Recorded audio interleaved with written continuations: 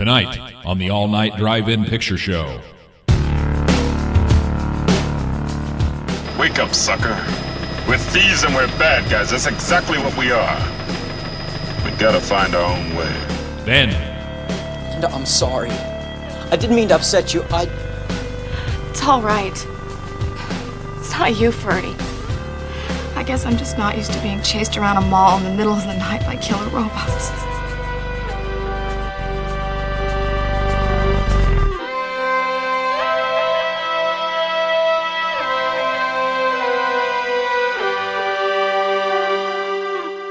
And now, here are your projectionists, the extra butter brothers themselves, Ryan Mason and Charles Wood. Welcome to the all-night drive-in picture show. I'm Ryan, and that's Charles. Hello. We better get started before they start honking the horns. Roll them.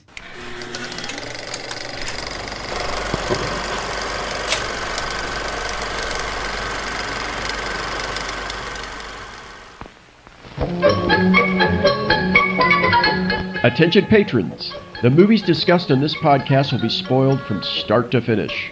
If you wish to experience these cinematic gems visually, please do so before continuing with this episode. We will be right here when you return. Thank you and have a pleasant evening.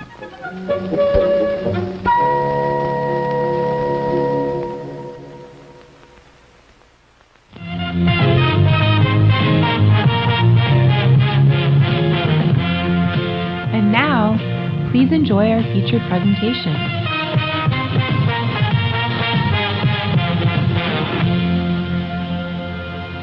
Our first feature shows what it would look like if Black Friday took place every day and the world...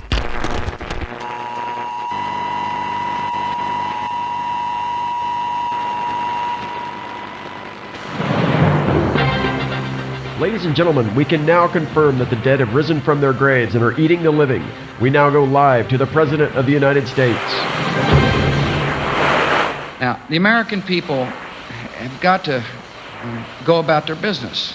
We cannot let the job achieve the objective of frightening our nation to the point where where people don't shop. And I encourage you all to go shopping more. And I want to thank you all for giving me a chance to come by, and may God bless us all. Thank you.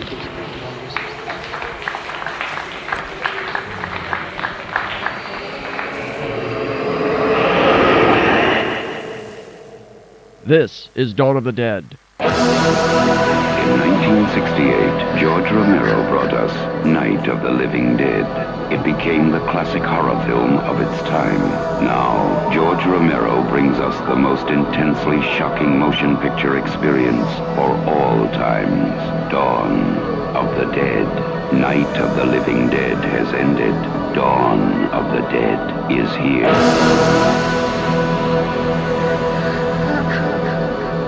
When there is no more room in hell, the dead will walk the earth. Dawn of the Dead.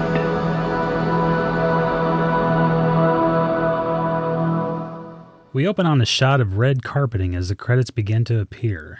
The camera moves and we see Francine, played by Galen Ross. The carpeting is not on the floor but lining the walls as she is slumped in a corner asleep. She stirs and jumps and wakes from a nightmare to see pure chaos. She's in a control room of a TV studio. Crew people and producers and engineers running around doing their jobs, yelling at each other, giving up and leaving their posts. On the monitors, we see a talk show format with a host and scientists yelling back and forth at each other. So you believe the dead are returning to life and attacking the living? I'm not so sure what to believe, Doctor. All we get is what you people tell us. And it's hard enough to believe It's fact. It's hard enough to believe without you coming in here and... You're not running a talk show here, Mr. Berman. You can forget pitching an audience the moral bullshit they want to hear. You're talking about... Francine gets the latest list of rescue stations to broadcast to viewers, but she is told that half of them are inoperative and that they've had old rescue station information on the air for the last 12 hours. Francine decides to kill the old list and try to get the new information up, but a frantic producer yells that they have to keep the bad information up because people will tune out if they don't. The scientist states that the federal government will no longer allow citizens to live in private residences no matter how well protected or well stocked. Amid all this bedlam, Stephen, played by David Emge, makes his way to Francine. He tells her to meet him on the roof at 9 o'clock. His plan is to steal the station's chopper and escape. Francine refuses because she wants to stay on the air and keep informing people. Stephen threatens her, saying that she better not make him come looking for her, then he stalks off. An eavesdropping cameraman tells Francine that she should go ahead and go because the station will be off the air by midnight. The emergency stations are taken over. This opening scene is fantastic. Spectacular. It's like being a fly on the wall watching a real event like this take place. It's so frantic and just people panicking and not knowing what to do, making split decisions and fighting with each other over whether those split decisions are a good idea. Right. Trying to please the corporate overlords and then also trying to let the public know what's going on. It's fantastic. It's great, too, because of the way Romero drops exposition into this scene. It's all put out there in the midst of strife, in the midst of all this chaos, the talk show host and the scientist yelling at each other. I love that. And I think opening on the carpeting and you think it's one thing, but then it's another. It's not the floor, it's the wall. You see her, she wakes up from a nightmare and then to realize she's in a real life nightmare. Right. Just so great. I never felt more lost than I should have in this scene, which I think is a huge compliment to the editing. Romero was the editor on this too. He was the writer, director, editor. It's cool to see him as one of the TV directors behind the desk. Yeah. I'm not for sure, but I think the woman who's sitting next to him, and he asks for the list of stations, and she says, "Oh yeah, I'll just pull it out of my ass." I think that might be his wife. Oh, really? I don't know for sure. But excellent opening scene. This, I think, is one of the reasons this movie is acknowledged, at least in horror circles, as just a classic. Yeah. Because it puts you right in there in a way that I never expected. Right. With this movie, it's so cool because there is one lens that everybody views this movie through, right? They view it through the lens of criticizing consumerism and how empty consumer culture is with the mall and the zombies and everything. Within that umbrella, though, I think that there's also racial and gender issues that Romero touches on. Yeah. He's admitted that the consumer stuff was intentional. The race stuff, he's a little cagier on, at least from what I've read and seen. But I think here in this opening scene, to me, it reads a couple of ways. First, you have the black talk show host yelling at the scientist, trying to get information out of him. But then when the scientist says, well, the government wants to stop all private residences, no matter how well stocked or well protected they are, which is kind of a nod back to what happened in Night of the Living Dead because they were in a farmhouse and it went to hell. So he says that, but then the talk show host says, "I don't think I believe you, doctor." And it's interesting that it's a black talk show saying that to a white scientist or government representative, whoever this guy is. And we'll see that in this next scene, the black community has cause not to trust what the government's going to do. Oh, yeah. Right? Because the quote-unquote evacuation that they're about ready to do involves a SWAT team and a shootout and indiscriminate killing of innocent people, Right. So the talk show host is right not to trust this government representative. At the same time, looking at this through a little bit of a different lens, like refocusing a little bit, I can also see some of the stuff in this scene that we have going on right now. Oh, yeah. So you have a scientist trying to tell people that there's a dangerous thing going on, and you have a talk show host saying, "I don't believe you." And there's chaos running around, and you have people who have become ineffectual in the face of this threat, and they want to deny that it's going on. And one of the characters, at least one of the characters that we will be with going forward, Stephen, he's in complete denial the entire film. And you also have then, of course, the TV producer who says we just need to leave the bad information up on screen because if we take it down, people will tune out. This guy's worrying about ratings while zombies are walking the earth. Yeah. And that's what's going on right now.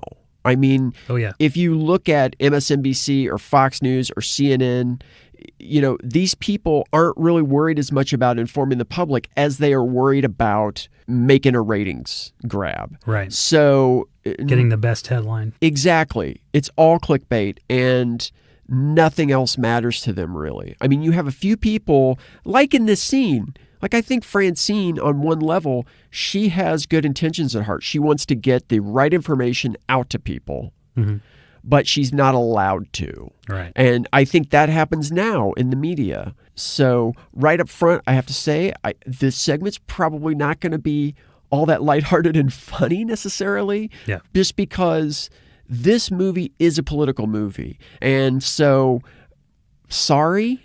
Feel free to stop where you're at and pick up on us, with us at the next episode. Or move on to Chopping Mall. Yeah. Because that is fun. And not political at all. No, not political at all. Not in the least. No, not at all. But this movie is political. And there's a definite race component in here that we'll see come up, and a gender component to this movie that we'll see as we go along. We cut to a SWAT team surrounding a low-income apartment building full of holdouts who are refusing to evacuate to rescue stations or hand over their dead to the authorities for disposal. Roger, played by Scott H. Reiniger, is a SWAT team member who is hunkered down on the roof with a rookie and a racist trooper named Wooly. A group of armed tenants burst through the door and a firefight ensues. The rookie SWAT member is killed with the first shot. The tenants are overcome quickly, and the SWAT team shoots tear gas into the building and breaches it. Once inside, the forced evacuation goes completely sideways, with Wooly killing everyone he sees until he himself is shot and killed by another SWAT trooper. The troopers open locked-up apartments and unleash zombies that bite other residents, and that ends with a young SWAT member shooting himself after a close call with a zombie. When all is said and done, Roger ends up in the basement, nearly throwing up in a utility sink. But he notices another huge SWAT member behind a sheet hanging on a drying line who comes out. This is Peter, played by the great Ken Foree. This crazy new world they found themselves in is a bit much for both men. Roger tells Peter about his friend Stephen in the helicopter. But then a one-legged priest comes out from the side door and tells them he has administered the last rites to all the dead down there. Senores, please to let me pass. Let's get into the barracks. No, please. Just let me pass. I go up to 7th floor to find my sister. Just let me pass. The people of 107 will do what you wish now.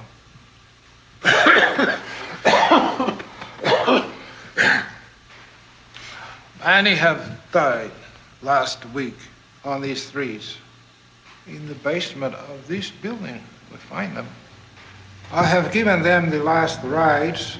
Now, you do what you will.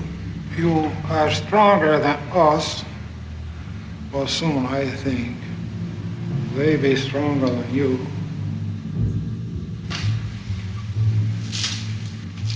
Let the dead walk, senores.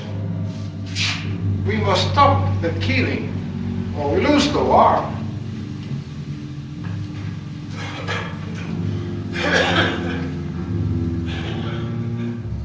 Then he leaves him and goes upstairs.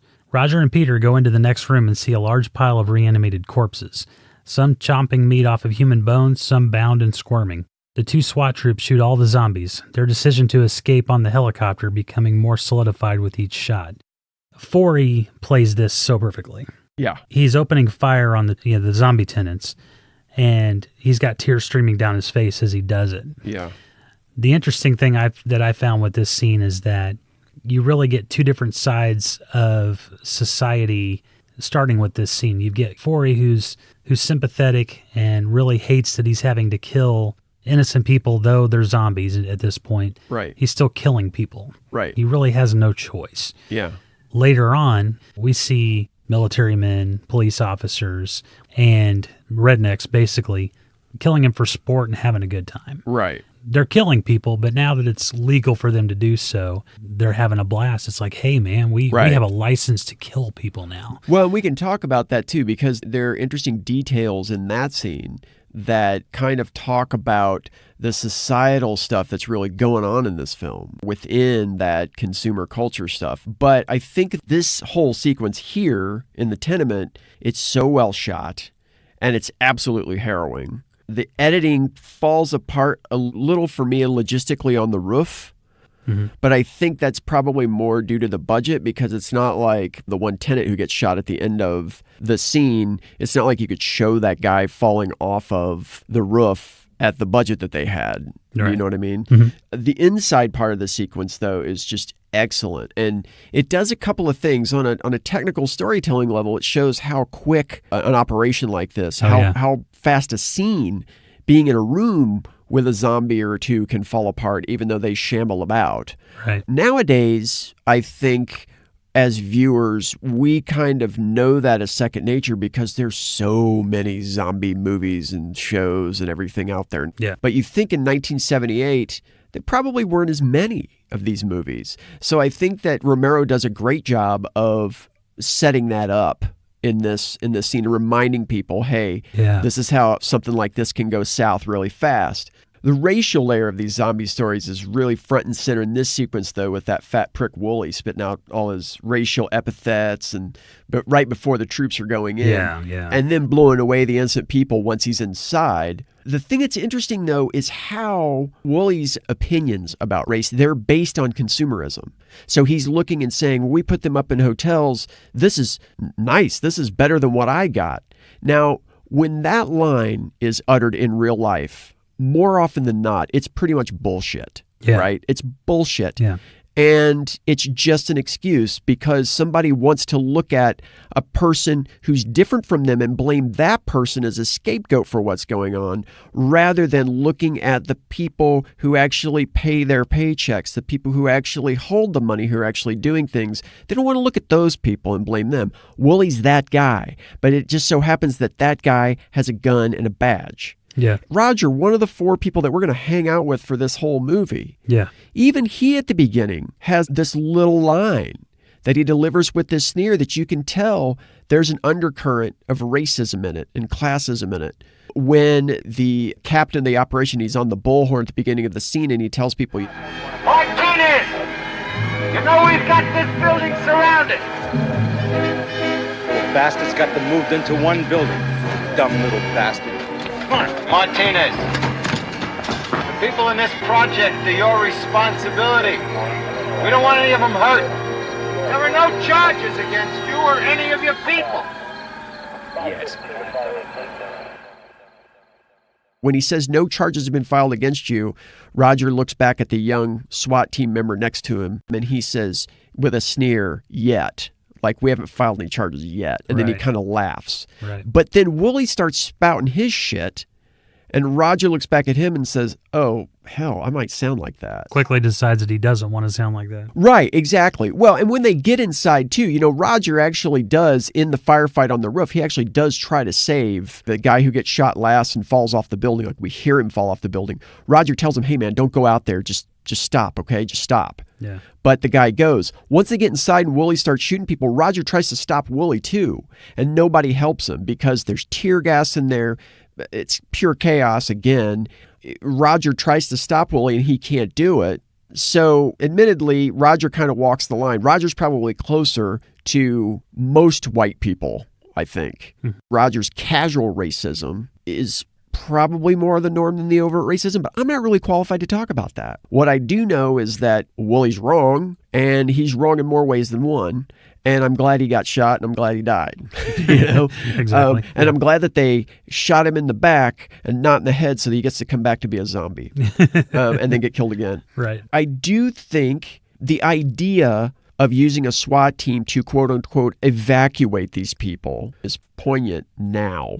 Because it's ice rounding up exactly. families, yeah. I do think that really rings true. And it's amazing when a filmmaker makes a film like this that still unfortunately resonates in so many terrible ways. 40 years later. Yeah. The scene where Peter and Roger re-kill the zombies in the basement is so effective. I mean, what you're saying, absolutely. It really shows how hard being on the front lines of this new battle is for these people.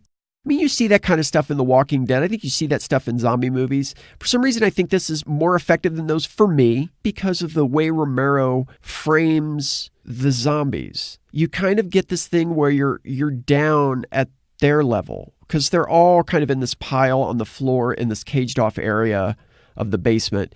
And the way he frames these zombies is very sympathetic, that he knows that they're not evil. It's just they've been put in this situation.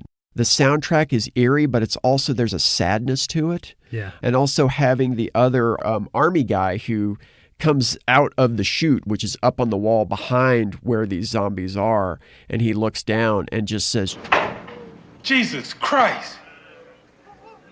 Hey, you okay down there? Yeah. This must be where they dumped the men, huh? You need more men? No, it's all done, man. It's all been done. Jesus Christ. and he's an African-American military man too. And so he and Peter share a moment where they're kind of looking at each other, and it's like they're almost trying to put the pieces of the situation back together in a way that the white SWAT team members don't. Right. In this scene. In fact, there's a white army guy right behind the army guy who sticks his head in and looks around. And that guy just kind of comes in, looks around kind of ineffectively, and then walks away. This scene works on so many levels, man. And I think the thing that's really frustrating about this from a thematic perspective is that we're going to see real soon here what a quote unquote evacuation looks like for white rural folk. And it looks nothing like this. Right. Absolutely nothing.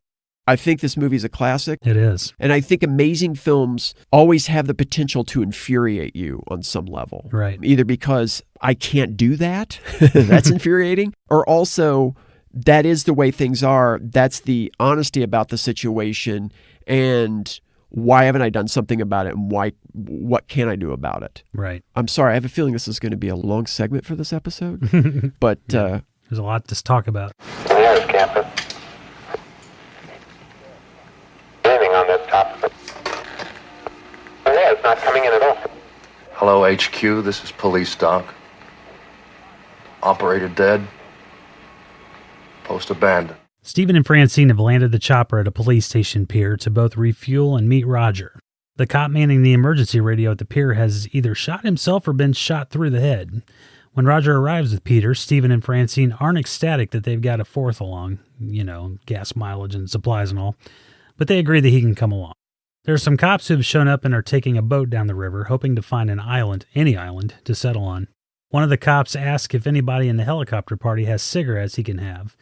They all deny having any, and he continues to his boat as the helicopter takes off. As soon as the chopper's in the air, Roger and Francine both produce cigarettes and light up. I love the look on Peter's face when he sees them lighting up too, kind of like, yeah, okay, like that's how it goes. Roger's such a prick. He is. He's a total prick. He is. So Stephen, for that matter. Yeah, but, oh yeah. Stephen's my least favorite in this movie. Yeah, he's an entitled prick. I don't like that dude at all. In this scene, I love the shot of the skyscraper. Once the helicopter takes off, there's this skyscraper there, and it's just kind of in the distance. And the camera lingers on the skyscraper, and you see lights go off floor by floor all the way up. How the hell do you think of that? That is such a great way of showing that society is breaking down. Yeah. In that, like, this kind of, it's a skyscraper. So it's commerce. Something's happening over there. Business deals are being made. Rich people are screwing over poor people. That's how that is. And you see that stuff going off, and you realize, oh shit, this is all breaking down. This isn't some local thing. It's going everywhere.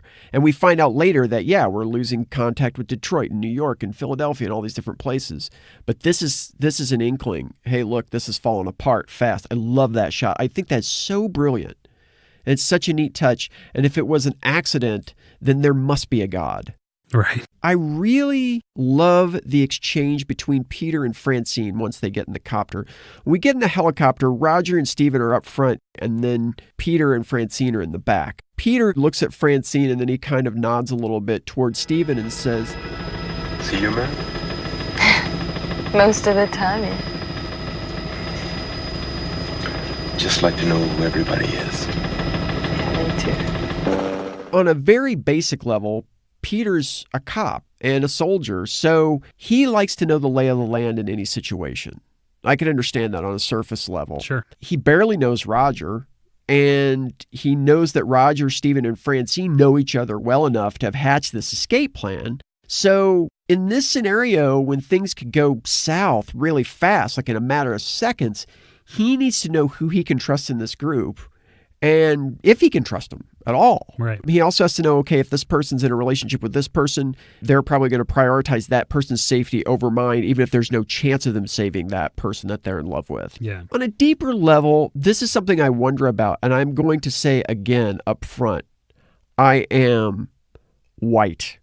Okay? So I am white. I can vouch for that. He is white. He vouched for that.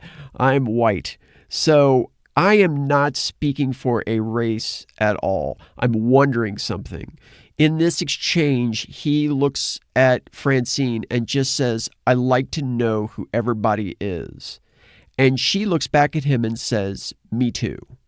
And she understands. To me, that is an African-American man and a white woman looking at each other and realizing that they are both in positions where they probably have to know the dynamics of what's going on in any white-centric, quote-unquote, situation better than any of us who take those situations for granted. Right. Now, if I'm wrong about that, somebody please tell me, because I want to know if I'm wrong about that. Yes, it's not your job to educate me on race and racism, and I understand that. I'm just saying in this film, that's what that looks like to me. Right. I like that moment because to me, it shows the race issue and the gender issues that run through this film coming together and recognizing one another. And hey, I'm going to do the spoiler alert right now. These two, Peter and Francine, they're the ones who survive.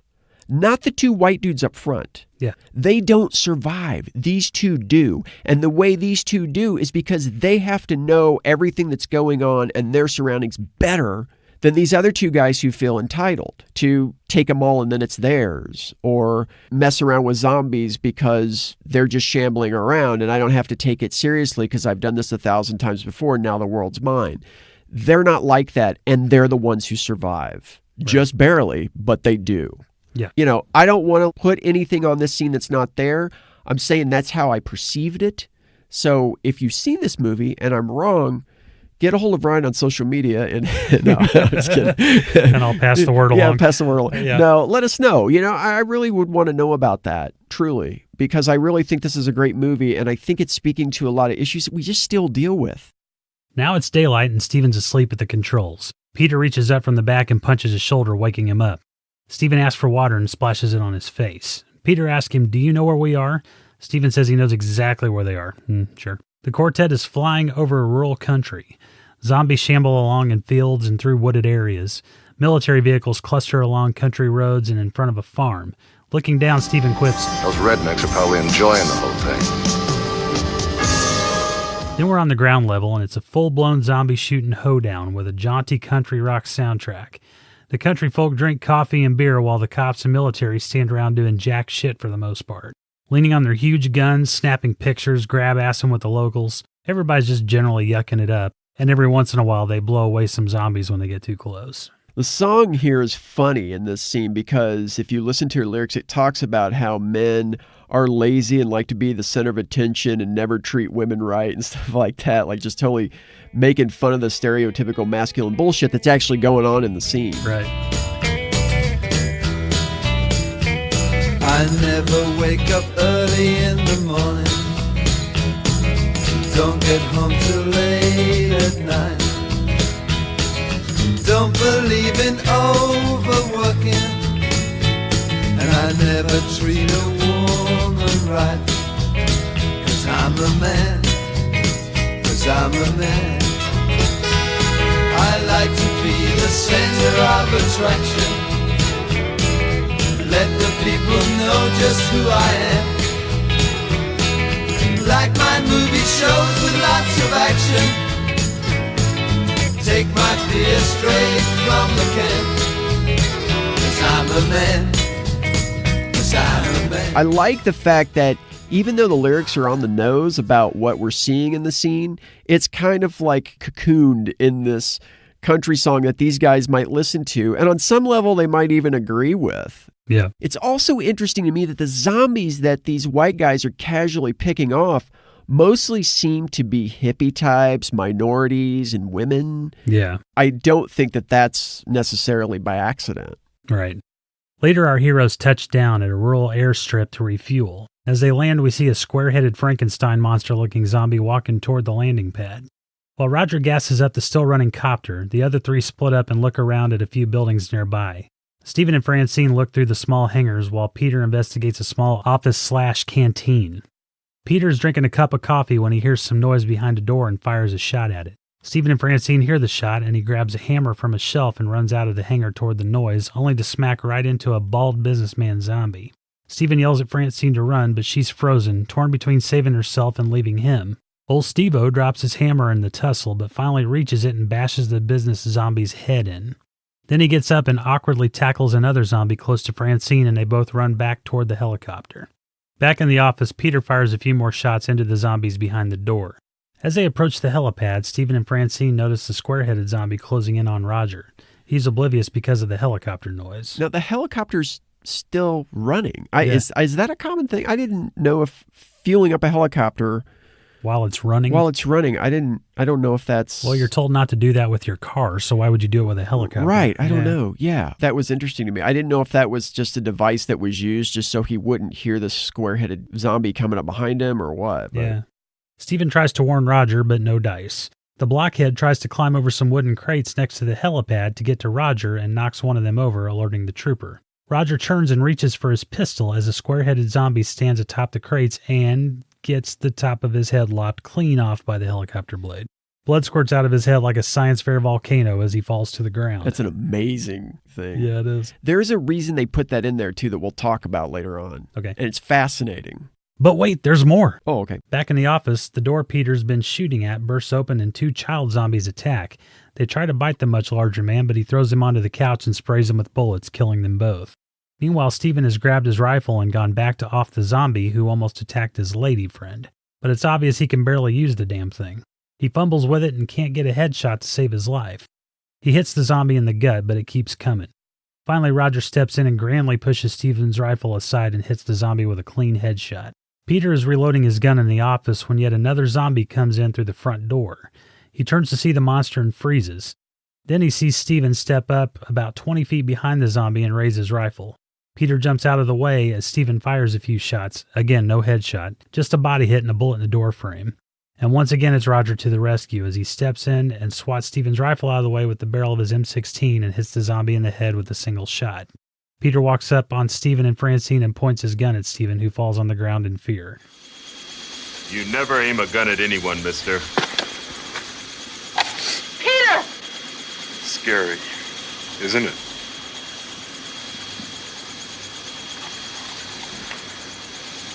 Isn't it? It's interesting how awkward and impotent Stephen is. I mean, yeah, he's acting like such a tough guy, and then when he's put in that situation, he just craps it all up. Yeah, he really does. I think here it's interesting how fumbling Stephen is when we get him in a situation where he has to really use weapons and he has to be smart. He flails about. And it's kind of weird how phallic it is when Roger steps up and taps his barrel out of the way and then takes the first shot. And then the second time he goes through and whacks his gun again and takes another shot. It's like, are we fighting pork swords here, boys? Or what's happening? Right. You know? Right. If that were me, I would probably sort of have a similar reaction. I wouldn't quite know what to do. I don't know how to handle a gun. Right. And if I take my shot and I miss and someone says I can do it, I'm going to let them do it. Right. You know, Absolutely. I'm going to back up and I'm going to watch and learn so that later on I can do it myself. He doesn't seem to really have that type of mindset. He thinks I screwed up. Let me try it again this time, when he should just stand back and let Peter do what he does. And that's going to be his undoing. I mean, I think Peter was in a bad spot when that zombie comes into the office there with him because he was reloading his gun. Yeah. I do think at the same time, he probably still had a handle on the situation because that's the kind of character he is. Because unlike Stephen, he can handle himself. Exactly. Once he sees the situation is going south, he knows that there are these steps that he should probably take. I'm the same as you. I don't really handle guns. Yeah. You know, if you give me a fake gun at a shooting gallery, I'm a pretty good shot, but I know there's no kick on those bastards. So right. To me, if I were in a situation like this, I don't know how I would react. right? Like, I have no idea. I would probably freeze up, but at the same time, I'm not going to rush in like Steven is. Right. And I'm not saying I'm better than Steven. I'm just saying I don't like Steven. I don't like the way he rushes into stuff and almost kills his fellow people, his fellow team members, you know? Yeah, and you're intelligent enough not to point the gun at someone. Yeah. Unless you're going to shoot them. Well, there are numerous situations in this movie where Peter is pointing a gun at somebody that's surrounded by zombies, and he's trying not to point the gun at them. So he's like, get out of the way, get out of the way. Yeah. Or Roger's fighting a zombie. He's like, push the head up. Or come towards me, and I'll shoot this person. And if he does shoot somebody, like a zombie near a human in a situation like that, he's a good shot. He knows how to handle stuff. So he knows he can do it. He has good cause to do that and not worry necessarily about hitting a human. Right. Although if he'd hit Steven with a stray bullet early on, it wouldn't have hurt my feelings. But it's interesting that this kind of uninformed machismo that Steven has, how it comes up over and over throughout the film, and it almost always causes issues. And it's going to be the undoing of the whole thing, what they end up getting a hold of. He's the one who's going to undo the whole thing. I think men in general, and I know I'm guilty of it, they put on airs in certain situations to make it look like they either know more than they think they do, or give themselves the appearance of having some smarts in certain situations. In a situation like this, though, you got to know your limitations, and you got to step back and let people who know what they're doing do their thing. Right. You know? Right. And he's got too much pride for that. I would like to think in a situation like this, I would either stay the hell out of the way or try to be helpful with what I could do, but I don't know. I don't know. It's hard to say, man. It's hard to say. Back in the copter, they debate about where they need to go as they fly. Roger votes for the sticks, stay away from the hassles of dealing with other people. Steven doesn't think other people are an issue until Peter sets him straight. I mean, there's bound to be more little private airports upstate. There's the locks along the Allegheny. Fuel stations there, state, private. No, those are probably still manned. We don't need those hassles either. We're just out after scavengers and looters. Oh, you got papers for this limousine? I got GONID, so does Fran. Right, and we're out doing traffic reports. Wake up, sucker. We're thieves and we're bad guys. That's exactly what we are. We gotta find our own way. Again, Peter kind of knowing the score, Steven being this entitled guy who thinks that he can just like walk in and swing his whiteness around or whatever, his like tiny whiteness, and and get what he wants. And it's like, no, it doesn't work that way anymore. In this movie, even as much as they try to hold on to the strata of society, there's a flattening of society in this movie. Yeah. And as the movie goes on, it flattens more and more and more. Francine finally chimes in with the bottom line. Jesus Christ, we don't even know where we're going. We don't have food, we don't have water, we don't even have a radio. Stephen, you need to get some sleep. Then...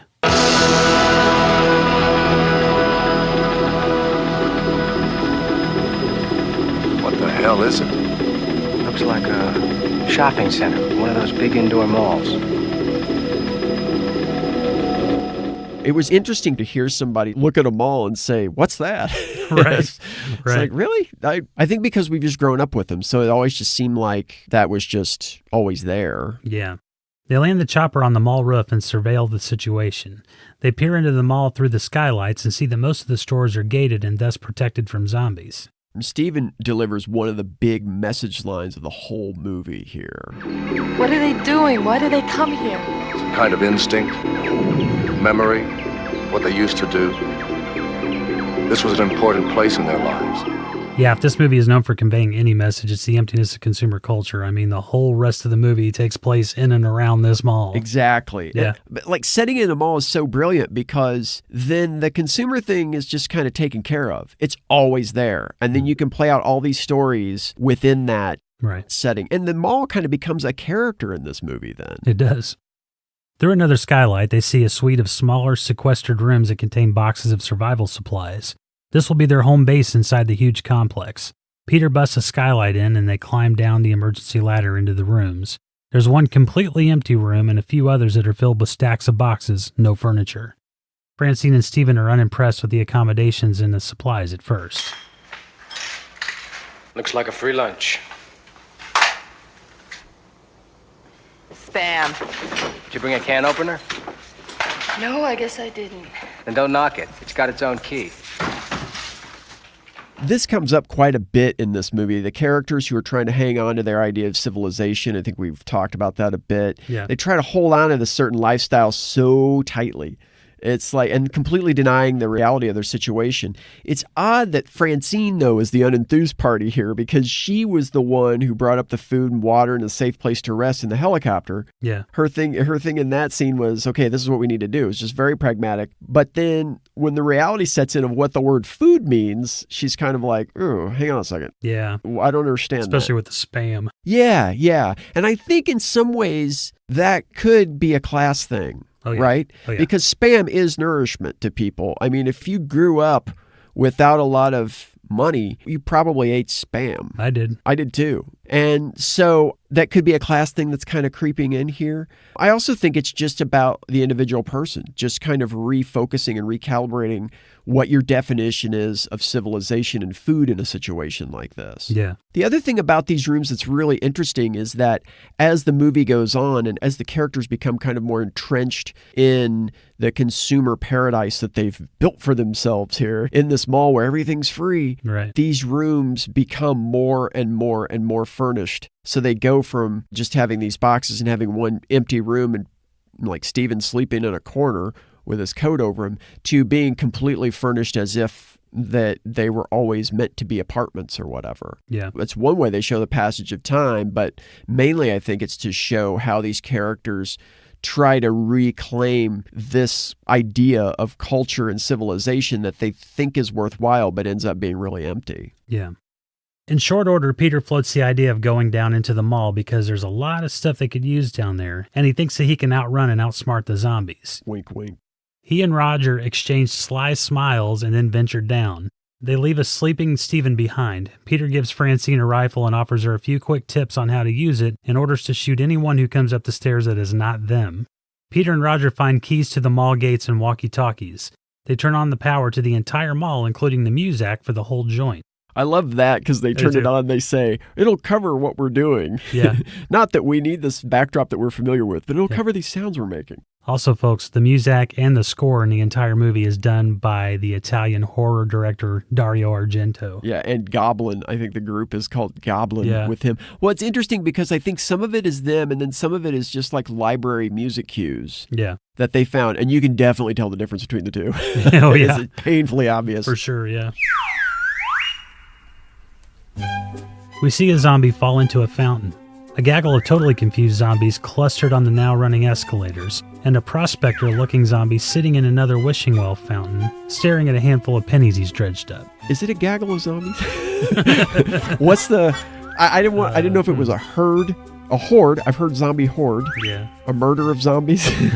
How about a munch? A munch of zombies? That sounds gross. It does sound gross. That sounds really bad. How about a buffet of zombies? A buffet. A buffet of zombies. Yeah. Francine has awakened Steven and filled him in on what's going on. He stares off down the stairwell and calls them maniacs with a weird, wistful smile. Then he grabs a gun from Francine and heads down as she protests. He looks back up and says that they can't leave those guys down there, but we know where that's going. This chucklehead wants to prove he's a manly man. Jesus. Peter and Roger make it into a store after a struggle with zombies that ends with Roger losing his M16. And that dead SOB who takes it will be carrying it around for nearly the rest of the movie. Once they're safely inside the store, Peter and Roger whoop and holler. Roger's gonna go 5-finger discount sideways, but Peter reminds him that they need to get the essentials first, like a TV and a radio. Roger agrees, but still goes nuts, bounding through the store and grabbing stuff. He even grabs a sweater he sees on a mannequin. A sweater that he never wears the rest of the movie. Right. You know what happened with that sweater, though, that's really funny? No. He has that sweater and it's tied around him, right? And we'll see here in just a couple seconds that they're running through the store and Roger gets tackled and the ghoul takes the sweater off of him and won't let go of it, so Roger leaves it behind. Yeah. And so, hence the reason he doesn't wear it for the rest of the movie. Well, in reality, what happened with that was that they had that scene where Roger took the sweater, but then a scene that they had already shot that happens pretty much right after this had him without the sweater around his waist. And so what they had to do is they had to go back and get this guy over to be a zombie, and they just had to do this quick little scene to explain why the sweater wasn't on his waist in the later scene that they'd already shot. But I read this thing where this guy was saying, even here, the zombie won't let go of the sweater, and it's about the consumer message and stuff like that, the consumer culture message. And I'm thinking, yeah, it probably is. Like, I don't know if it didn't sound like Romero and company were really thinking about that. They were just thinking about, how we make this continuity right. Right. This is kind of funny. Yeah. When I saw these two get into that store, I was living vicariously through them. Oh, yeah. For just a moment. I'm just saying, everything's free. Right. You know? Yeah, and exactly. I'm a perpetually broke bastard. So, yeah. I can only imagine just being let loose in a Best Buy where everything's free. I'd be like, boo! Yeah, I know. We'll survive on the snack machine. Yeah. Protect the Best Buy at all costs. Fill up every cart they have. Yeah. Stephen has made his way to the boiler room and has found the mall's building plan binder, which is helpful. But of course, he's gotten himself into a game of hide and seek with a security guard zombie. He fires his pistol at the ghoul and, you guessed it, can't hit him in the head until the zombie is right up on him and knocks him to the ground. When Stephen emerges from the backroom hallway into the mall, he's not watching where he's going and he runs into a small group of zombies. Dude, such a dolt. No. He tries to fight them off but is having a hard time, so he tries to open the door and get back into the hallway. But Peter appears and yells at him from the mall concourse. Hold it, fly boy! Don't go into the stairway! Don't open that door, baby. You'll leave him right up with you. Run, boy! Run this way! Come on! Run! Come on! All right! Peter shoots a couple of zombies and then gets Stephen to join him and Roger over in the department store. They have to lure the undead away from their hiding spot. They do so, and then the guys use the plans to figure out how to get around the zombies via the ducts and elevator shaft. Meanwhile, a Hare Krishna zombie has made his way into the back hallway that dumbass Stephen exposed and is going up the stairs towards Francine. She gets inside the base and tries to bar the door with boxes, but he gets in. She holds him at bay with a flare for a while, but she drops it and it goes out. As she's trying to climb away, he grabs at her legs when the guys come in. Of course, Stephen takes aim with his rifle, but Roger stops him, saying the ghouls downstairs will hear the noise and follow it. They take the Hare Krishna zombie down and bash his head. Stephen breathlessly sings the praises of the mall as Francine stares blankly ahead, clearly traumatized. No longer seek occupancy in private residences, no matter how safe or well protected they may be. Later reports come up on the radio about communications being knocked out from a few cities and about the actions the governments around the world are taking. We also find out that Francine is pregnant. How far along? 3.5, 4 months. Jesus. And New York City. Steve, maybe we should try to get moving. We can deal with it. Yeah, but maybe she needs a doctor or something. We can deal with it. Doesn't change a thing. You want to get rid of it? Huh? Do you want to abort it? It's not too late, and I know how. Francine listens from the other room. She confronts Stephen afterwards about it. All your decisions made. Do you want to abort it? Do you? So I guess we forget about Canada, right? Nobody cares about my vote. Oh, come on, Fran, I thought you were sleeping. Death and creature attacks. National Guard and reserve units moved to swamp areas. Damn it, Fran.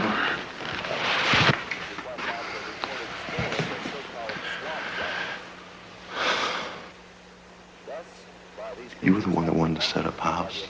What a shitbag this guy is. No kidding. It's definitely a social commentary scene. They're discussing what a woman should do with her body right here. That's another thing that's still very current. And it still rings true 40 years later. Really, if you're even going back to the beginning of this whole sequence, he takes the rifle away from her.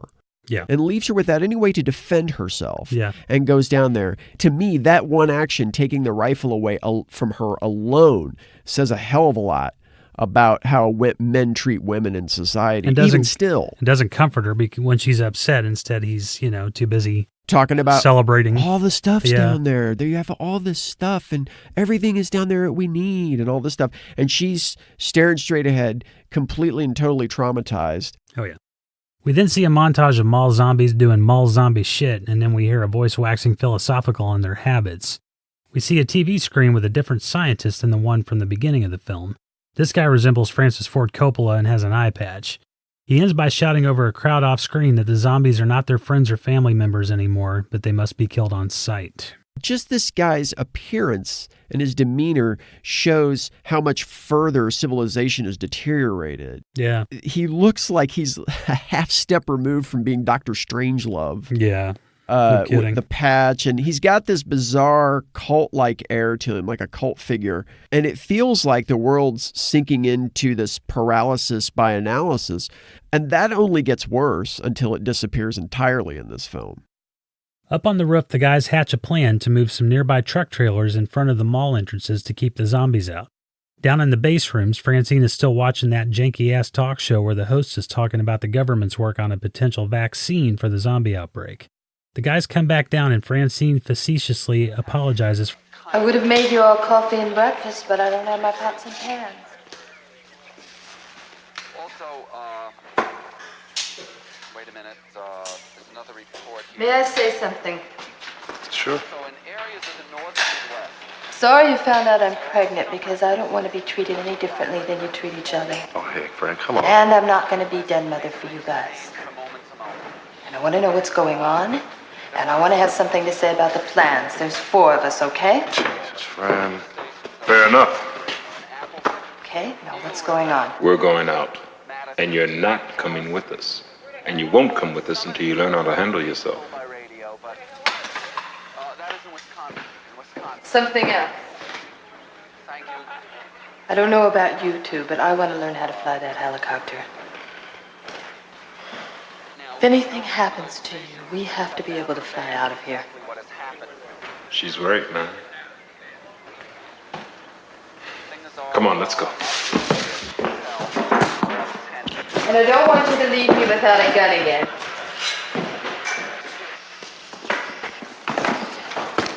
We've had a lot of equipment break-ins, and it's become difficult to stay on the air, but we're making every attempt to do that.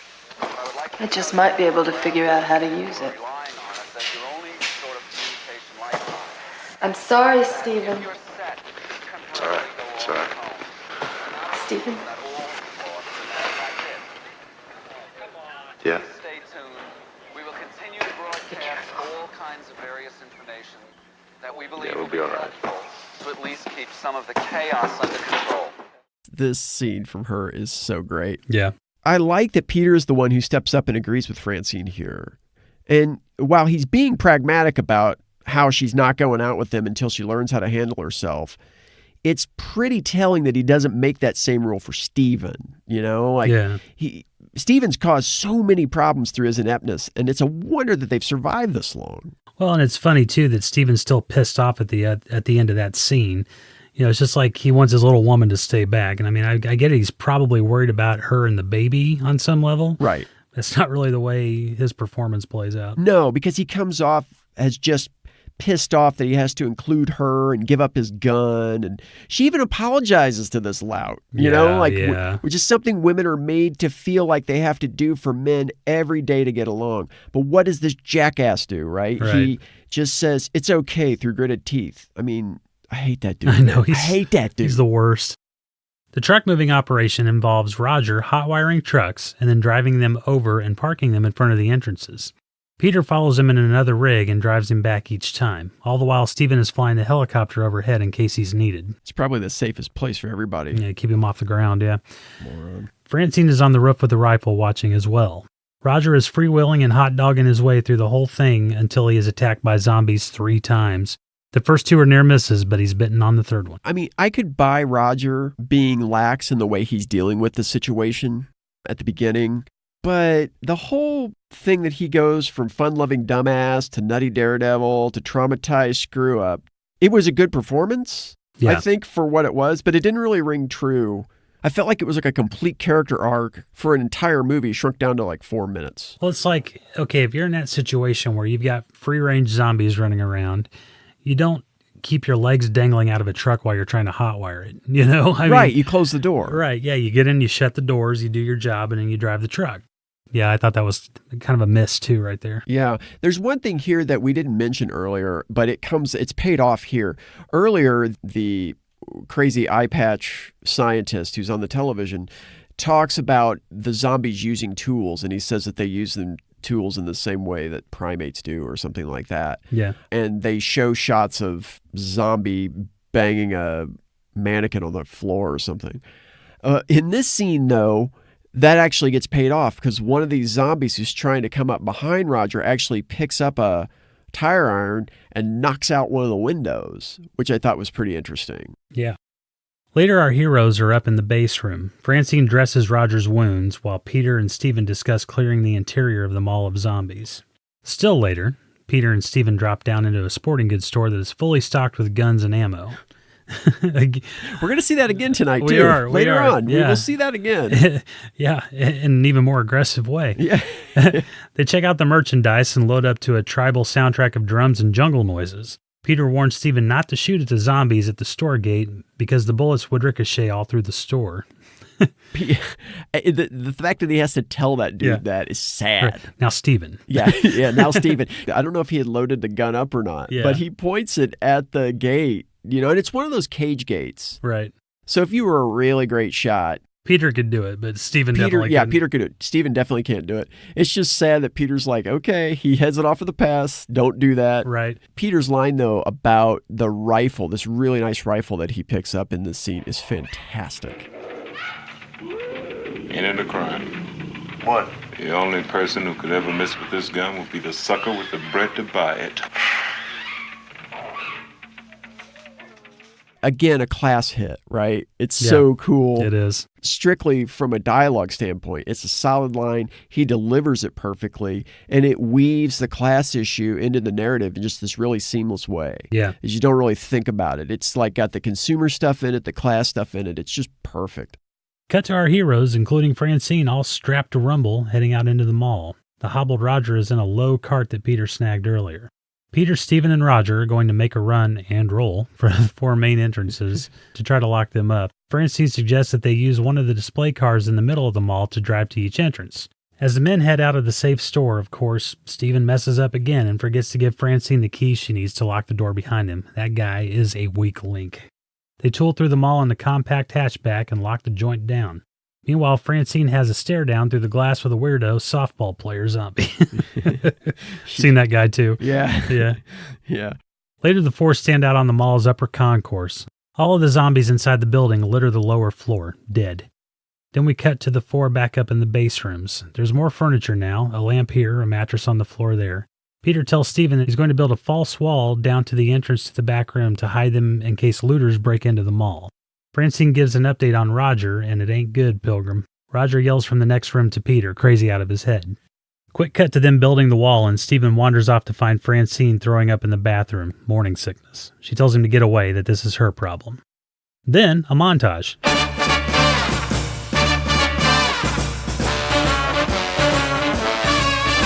Stacking bodies on rolling carts and loading them into a freezer. Peter and Stephen grabbing cash from the money drawers in the mall bank because, you never know, says Peter. And as the security camera snaps a black and white pic of them shaking hands, that was hilarious. That was funny. Shopping for clothes, candy, food, playing basketball and ice skating, eating and joking.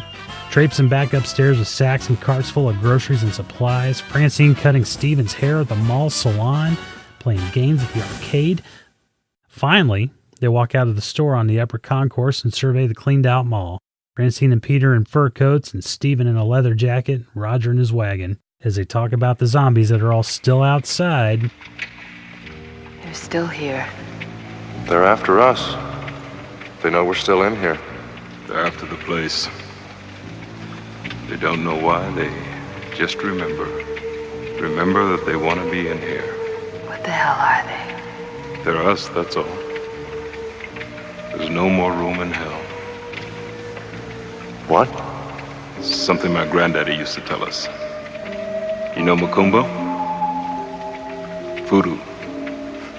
Granddad was a priest in Trinidad. He used to tell us, when there's no more room in hell, the dead will walk the earth.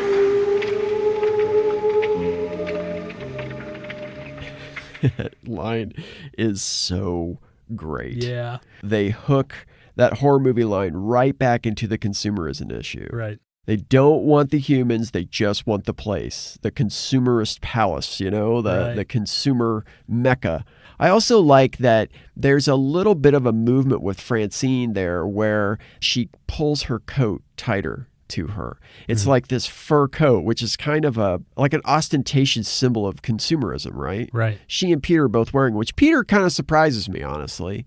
But then again, you're kind of like, well, if a fur coat can fit a man that's that big, you should probably at least try it on. Right. It'd be fascinating to know if that was her call as an actress or that was Romero's call. Yeah. I'm kind of imagining it's probably hers. Yeah. Romero was very collaborative in this process, really on set all the time from what I understand. But I heard the actors talking about this movie, and actually Galen Ross said that early on in the script, it called for her to scream in a scene, and she said no. And she just basically made her case to Romero. She's like, this character is not a character that would scream in a situation like that. She's, she keeps it in, or she doesn't want to be just like another scream queen running away. Yeah. And she felt like that if she did it once, that he or the audience maybe would expect her to do it again, something like that. Yeah. And he said, okay. And he never asked again. So yeah. That was probably from her, but I thought that was a really cool touch. Now we're back up at base, and Roger's going down the tube, screaming and writhing. They shoot him up with morphine, and Peter sends Francine and Steven out of the room. Roger tells Peter to ice him if he tries to come back as a zombie, even though he's going to try not to come back. Spoiler alert, he does. He totally comes back as a zombie, dude. Come on. We see a color TV screen where the eye-patched scientist is arguing with the host on the janky warehouse talk show. The scientist has lost the plot entirely, suggesting that they try to feed the zombies or nuke population centers to get rid of them. Yeah, because that's always a great idea. Just wipe out the people that are still living. Yeah. I've heard that you can use nuclear warheads to bomb hurricanes, but I don't know if that's... Oh, good point. Yeah. In the bedroom, zombie Roger emerges from under the covers and Peter shoots him as the scientist devolves into chanting illogical over and over. Shit's falling apart, son! Then a few fairly quick cuts. Peter and Steven bury Roger next to a mall fountain. Francine and Steven have target practice with mannequins in the ice skating rink. Steven and Francine sit down at a mall restaurant for a nice dinner with Peter serving them. She asks if Peter's going to join them, but he says this dinner is just for them. So first, Francine was smoking in the helicopter early on.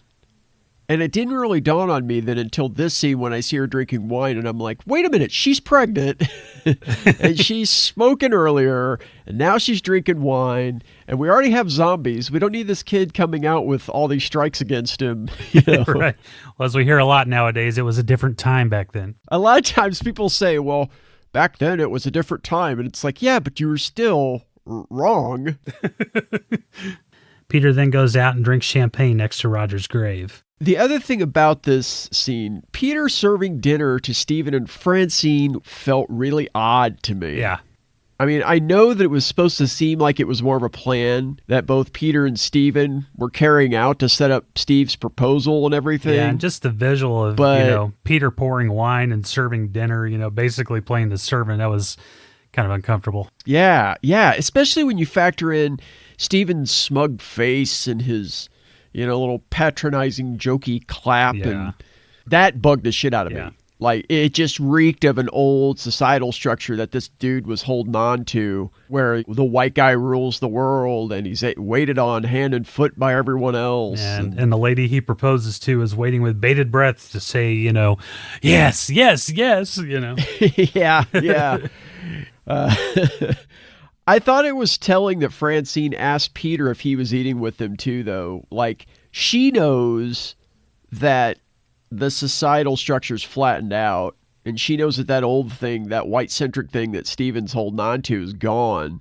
But Peter just blows it off. I guess maybe because he knows what Steven's up to, but... Then the look on Peter's face, and he's standing out in the mall, and he's drinking next to Roger's grave, and he just... it doesn't seem to be just sadness about his buddy or him being lonely either, Right. It seems bitter. Yeah. And to me, that informs that previous dinner serving scene. Right. But maybe I'm putting too much pressure on the whole thing. I don't know. It just feels weird. Yeah, you probably are. I probably am, you jackass. Okay? Oh, God. At the dinner table, Stephen hands Francine an engagement ring, but she refuses the proposal because, in her words, We can't, Stephen, not now. Wouldn't be real. It's funny because he thinks she's going to be just chomping at the bit for that proposal, but then she says it wouldn't be real because she too is holding on to this idea of civilization that it's not a real engagement unless we can go to a justice of the peace and get married. Right. But the justice of the peace is chewing on the prosecutor's brains, so it's not going to work. Right. Also because she probably doesn't love him. Later they're in bed. He's unlovable. Exactly. Later they're in bed, Francine's sitting up and Stephen half lying down, staring off into space, pissed off. After this, we watch them sink into an empty existence as time passes. Francine's pregnancy is more evident now, and the TVs are nothing but static. The base rooms are decked out with furniture. Peter's playing racquetball on the roof and knocks one of the balls down into the parking lot where zombies are still all over the place. They cook, play poker with worthless cash, slather on makeup. Finally, they are sitting down to dinner, and Francine turns off the staticky TV. Stephen quietly gets up and turns it back on because he believes there might be a broadcast at any minute. Francine asks what they've done to themselves. Cut to Stephen teaching Francine how to fly the helicopter. She takes to it quickly, but this flying lesson attracts the attention of a marauding motorcycle gang. 2 gang members, one of which is legendary makeup artist Tom Savini, check out the area and decide to invade. Wow. They must get in through the roof. Son of a bitch. They got trucks blocking all the entrances. Look at that. Yeah, trucks. No sweat. What do you think? Go hit them now or tonight? Tonight. They try to radio the base to find out how many people are in there and sweet-talk their way in, but it all goes to hell fast because the rest of the gang can't shut up. So the crazed band just decides to attack. They'll get in. They'll move the trucks. There's hundreds of those creatures down there. Come on, man, that's a professional army. Looks like they've been surviving on the road all through this thing. Well, let's not make it easy for them. Come on. I really like the quick scene of Peter shedding his rings and zipping up his combat uniform before he and Stephen go down to watch the bikers. Yeah, that was a loaded little insert there with him dropping the rings on. It's like his watch is there and the clothes he was just wearing and then this pile of money. And yeah, he's using a $20 bill as a bookmark, you know? Yeah. Money's just completely worthless at this point. And it's like this small little pile of rubble of that's kind of pointing to what's about to happen. Right, exactly. In this next sequence.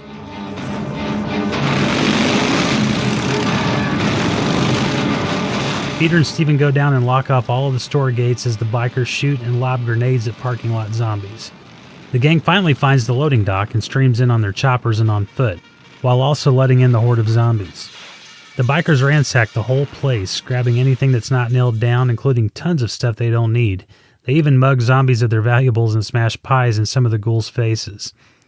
Peter tells Stephen that the zombies will keep the looters busy so they can just hang back and let the gang finish and leave. But of course Stephen messes everything up. Flyboy? Flyboy! Flyboy, where the hell are you? It's ours. We took it.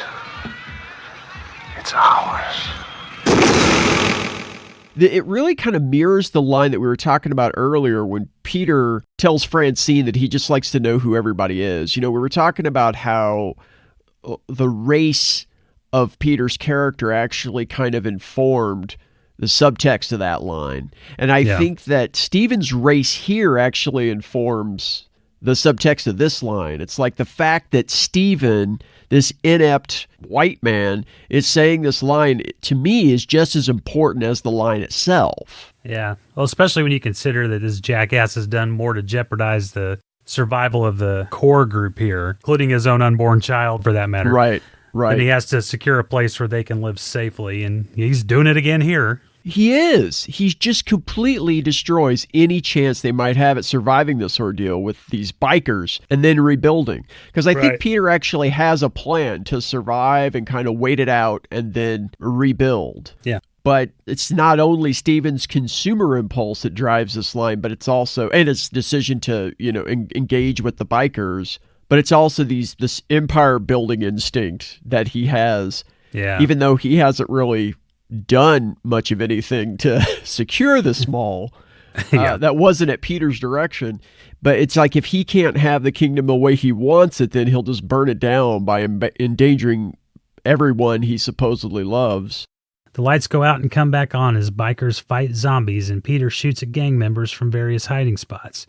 Steven has retreated because he always starts shit that he can't finish. The bikers start losing ground to the zombies, and when the lights come back on, many of them start succumbing to ghouls and gunshots, including lead biker Savini, who topples off the balcony and into the fountain after Peter shoots him. Bikers retreat, but Peter and the zombies take out a few as they go. Yeah, they tear out the insides of some of the bikers. That's disgusting, That too. is disgusting. Yeah, it is. This is like the blowout too in this movie, because there's been a lot of gross stuff, but this is the real blowout. One of the elements that I think makes this movie feel a little dated is the blood. When we were originally conceiving this podcast, one of the segments I pitched was called "What Color Is the Blood?" Yeah, I thought that because the color of the blood in a lot of these old horror movies can vary considerably from movie to movie, but we dropped that segment because wow. Why exactly did we drop that? Because I'm too dumb to keep track of more than one extra segment. I think those were your words. I think that's correct. That's correct. Yeah. Yeah. Anyway, the blood in this movie is, I'd say, like a Corvette red, but it doesn't absorb into the fabric when it hits the clothes like real blood does. It just sits on the outside, like paint splattered on a canvas. Yeah, it does. And apparently Savini wasn't a fan of it either because he thought it looked a little too cartoonish, but Romero liked its comic booky qualities, so that's the blood they used. I mean, I guess that makes sense. The pie fights and the other zany shit that happens once the bikers show up kind of fits that comic booky style too, I suppose. So I could see kind of the aesthetic he's going for. I kind of side with Savini on that, though. I mean, the sight of such bright red blood and squeaky clean pig guts in the disemboweling scene, it kind of took me out of the movie a little. Yeah, not that much, but just enough to notice, I guess. I could see that. I mean, for me, this movie feels like a very specific nightmare. So yeah. I think I like the zombie skin color and the colors of the blood and the guts and the bizarre effects because they all added to that vibe. Yeah, but what color would you say those zombies actually are in this movie? Are they green? Are they gray? Are they blue? Man. Why are some of their hands regular skin color and their faces the other colors? All right. It's a little weird. That's the infection path of the zombie herpes. Zombie herpes. It starts at the bite site and moves out. It's just, it didn't get to their hands yet. That's how that works. Yeah. Okay, well, I call bullshit on that one, but all right.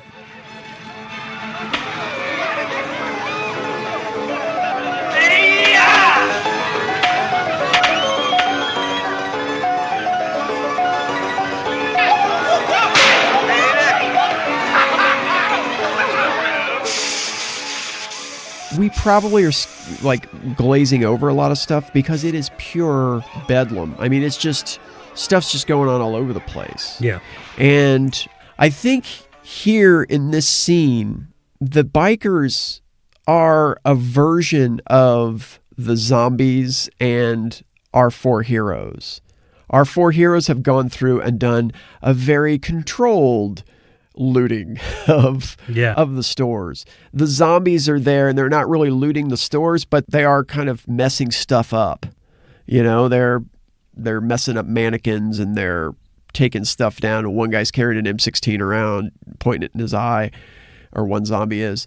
Yeah. But then these bikers come in and all of that breaks down so that it becomes just this basic consumer impulse, Yeah. And so they're taking stuff that they don't need. Golden cups, jewelry. They take the money too. They even throw some of the money around. Yeah. I saw one of the bikers even carrying a mannequin. I want this. I want this mannequin. Half of the mannequin. I think he had like half of the mannequin, maybe one leg. I don't know. Yeah. The one biker that I really feel for is, at first you look at him and think, this guy's a complete dummy. You're right. but he's in a sombrero and he's trying to take his blood pressure. And he tries twice, right? Right. So I don't know what Romero was thinking at that time. Yeah. But man, oh man, if this isn't a comment on our current healthcare system, I have no idea what is. I mean, I don't think, if this was an accident, it was, again, proof that there is a God. Yeah. This guy tries to take his blood pressure. All these zombies are popping off. This machine is in the middle of the mall. And he keeps sitting down, and one of his other buddies is like, "What are you doing, man? Get up. We got all these zombies around," or whatever. And he gets up, but then later on, it's gotten a lot worse. He goes back and sits down. He's got to get his vitals, man. He's got to figure out what's going on. And he's sitting there, and those zombies tear that dude apart. Yeah. And they tear him apart in such a way that they tear his arm off and leave it in the cuff. Right. And he's one of those guys that they tear his insides out and everything until he dies. But then they go back at the end of the scene. I think the button on the scene is his arm still in the blood pressure thing, and the blood pressure machine beeping and showing all zeros across the readings. So, wow. I mean, it's a pretty interesting, especially when you think that, I guess maybe they thought that was funny in a goofy way. Yeah. I guess that could be account for putting it in there. But some of the things that are put into this movie, you think, okay, I could see how somebody would think that is goofy. But knowing how Romero weaves things into other parts of the movie, I look at stuff like this and say, there has to be something there. Right? Or this guy needs another editor. He needs an editor outside of himself. Right. So, in all the battle and confusion, Stephen has been shot in the arm. He stumbles into an elevator and after a few tries contacts Peter on the walkie-talkie. Peter tells him to climb up into the elevator shaft and he'll come get him. But when Stephen tries to climb up, the elevator doors open and a buffet of zombies bursts in and grabs his leg. Jeez. A buffet of zombies. Yeah. It's always buffets with you, man. I like a good buffet. I do too. He fights back and shoots a couple and actually gets a couple of headshots finally. Yay. Nice job, dummy. Yeah, way to go. But of course he's bitten a couple of times too. Peter goes back up to the base and tells Francine that it doesn't look good for Steve. She wants to go down with the pistol to find him, but Peter says they should just wait a while and see if he radios them. Later, it's daylight and the zombies have once again overrun the mall. They're everywhere, fighting over bikers' body parts, shuffling across the ice skating rink. Francine begs Peter to leave with her.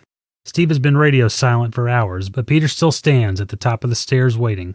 A few zombies still claw at Steven's elevator, but the door opens up and...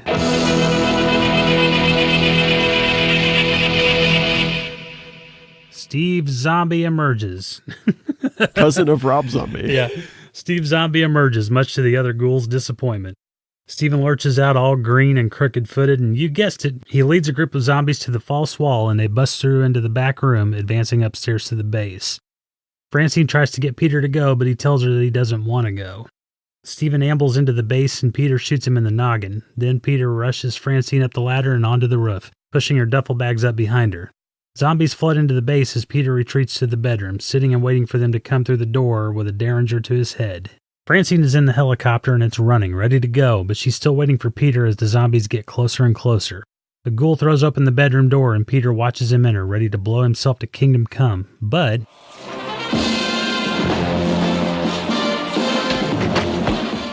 he suddenly shoots the lead zombie in the head as the score breaks into some real G.I. Joe hero bullshit. He karate chops and kicks the zombies as he grabs his rifle and makes it up to the roof. Francine has lifted the chopper into the air, but she sees Peter come out, jump-kicking zombies all over the place, so she hovers. Peter comes face-to-face with the M16 zombie, who grabs his rifle barrel. They stare at each other for a beat, but then the zombie becomes enamored with Peter's rifle and drops the M16. Peter lets him have it and runs to the chopper and hoists himself into the back seat as Francine takes off. How much fuel do we have? Not much. All right.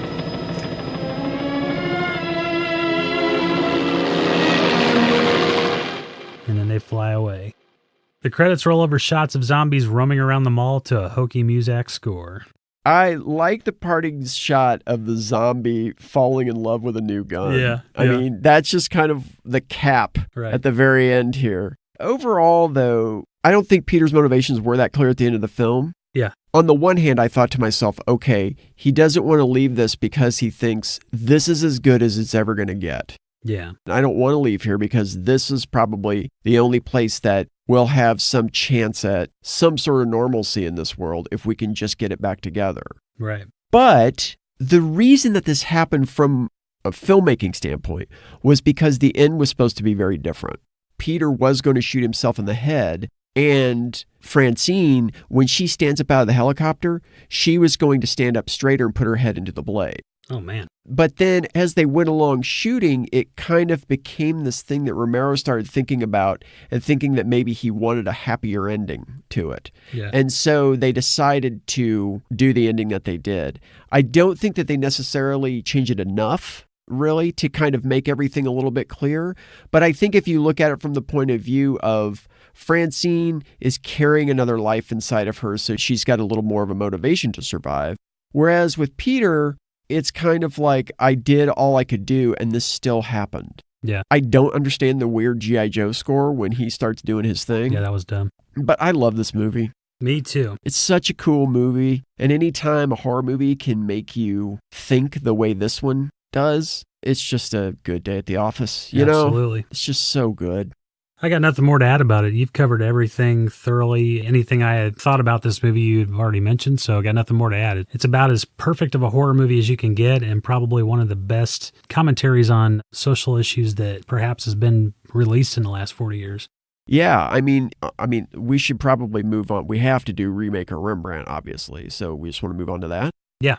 Okay. Yeah, you first. It's a Rembrandt. And I thought the remake was good. Yeah. But it's already been remade, and I didn't even think that was necessary, so it's a Rembrandt.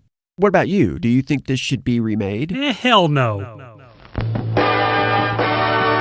And now, intermission. Refreshment time. 2 minutes until showtime.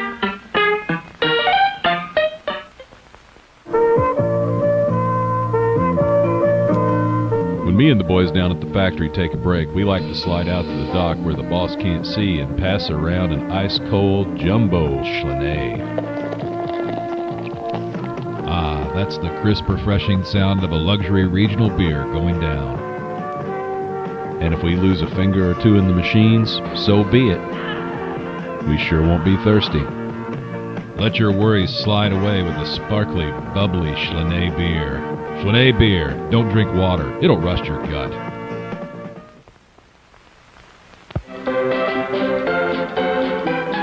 "90 seconds until showtime."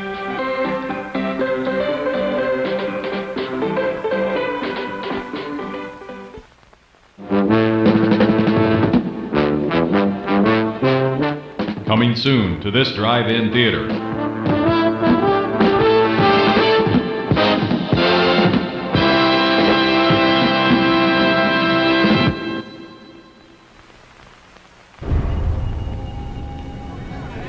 When you drop those off, come to the jukebox. I want to introduce you to somebody.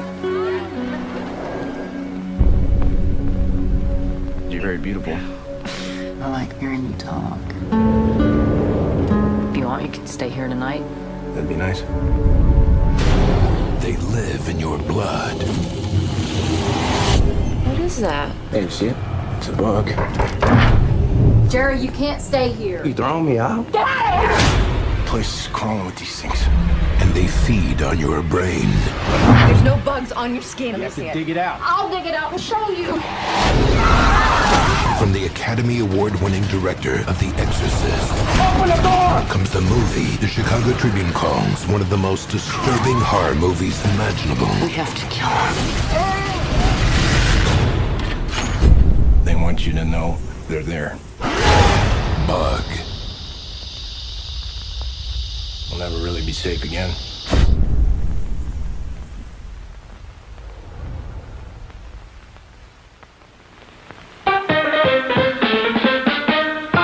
It's showtime.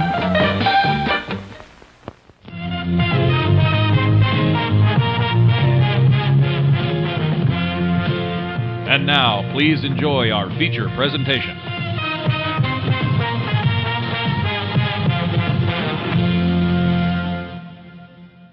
Our second movie of the evening features a cadre of 20-something mall employees waging an all-out after-hours war against 3 laser and taser-wielding Roombas. This is Chopping Mall. They broke into the mall for the wildest all-night party of their lives. It's dead meat. But you're never alone in the chopping mall. What's that? Robot blood. Chopping mall. Where shopping costs you an arm and a leg.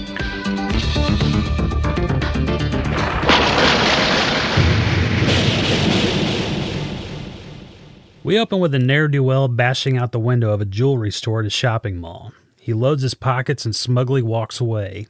He hears a robotic voice tell him to freeze. It's an actual robot security guard. The crook unloads a six-shooter at the robot to no effect. The robot gives chase and fires a taser into the robber's leg, sending him to the ground screaming.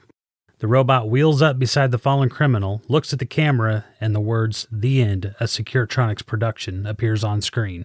We have just witnessed an industrial film. It's part of a presentation in a mall to promote these robotic guards. The host introduces Dr. Stan Simon, played by Paul Quofos, I believe is how you pronounce it, the lead engineer of his company's robotics team. He unveils 3 of these new buckets, one for each floor of the mall. Mary Bland, played by Mary Woronov, who's very popular with this show nowadays, and Paul Bland, played by Paul Bartel, are doing a Mystery Science Theater mockery of the presentation in the audience, which is pretty funny. The robot shoots sleep darts that will knock a bitch out in 30 seconds. Plus, the mall is sealed by metal doors from dusk till dawn. A store owner questions whether the robots will be able to distinguish between mall employees and the bad guys should they have to work late hours. Robot 1 is put online and it moves forward and asks him for his ID badge. Stan puts this badge in front of the robot's face and the robot scans it.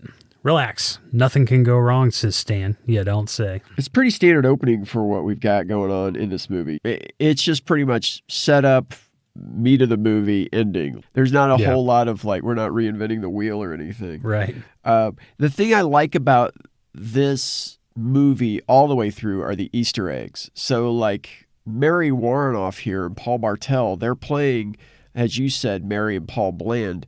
Those are the exact same characters that they played in the movie Eating Raoul from 1982, and including the restaurant and everything.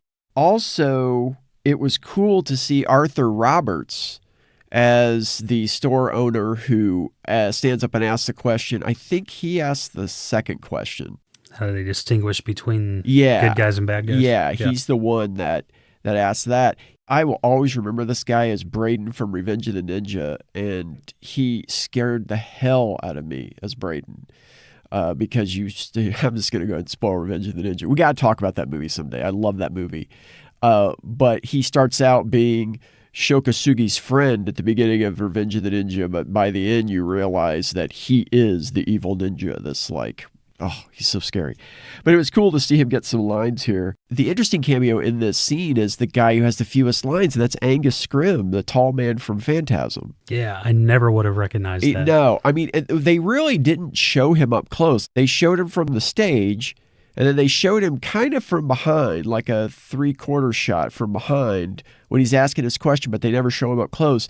You can see his seat in the background of some of the other shots in the same sequences. He's not there anymore. Yeah. So I don't know if he asked this question and they got the hell out of there or what, but I go to a lot of horror conventions, as you know, and I got to meet Angus Scrimm about a year before he died. And he was, at that point, late 80s, and very, very sweet guy, but he almost acted like he didn't know he was there. It just, wow. And I don't know how he died or what the circumstances were. So, but I came up to him, and I was just like, "Phantasm, so great," and everything. And he was just like, "Oh, thank you." Yeah. Oh. But he just didn't really seem like he knew what was going on. I'm here to sign my name a few times. Let's be honest, you don't make a very good impression, though. I don't. I mean, to me, you sound bored in most of these episodes. I'm fully prepared to be everyone's least favorite on this show. So. You're prepared to be everybody's least favorite. I'm actively trying to be everybody's least favorite. That's and you're probably succeeding. Succeed. Yeah, I succeed at that everywhere I go. Right.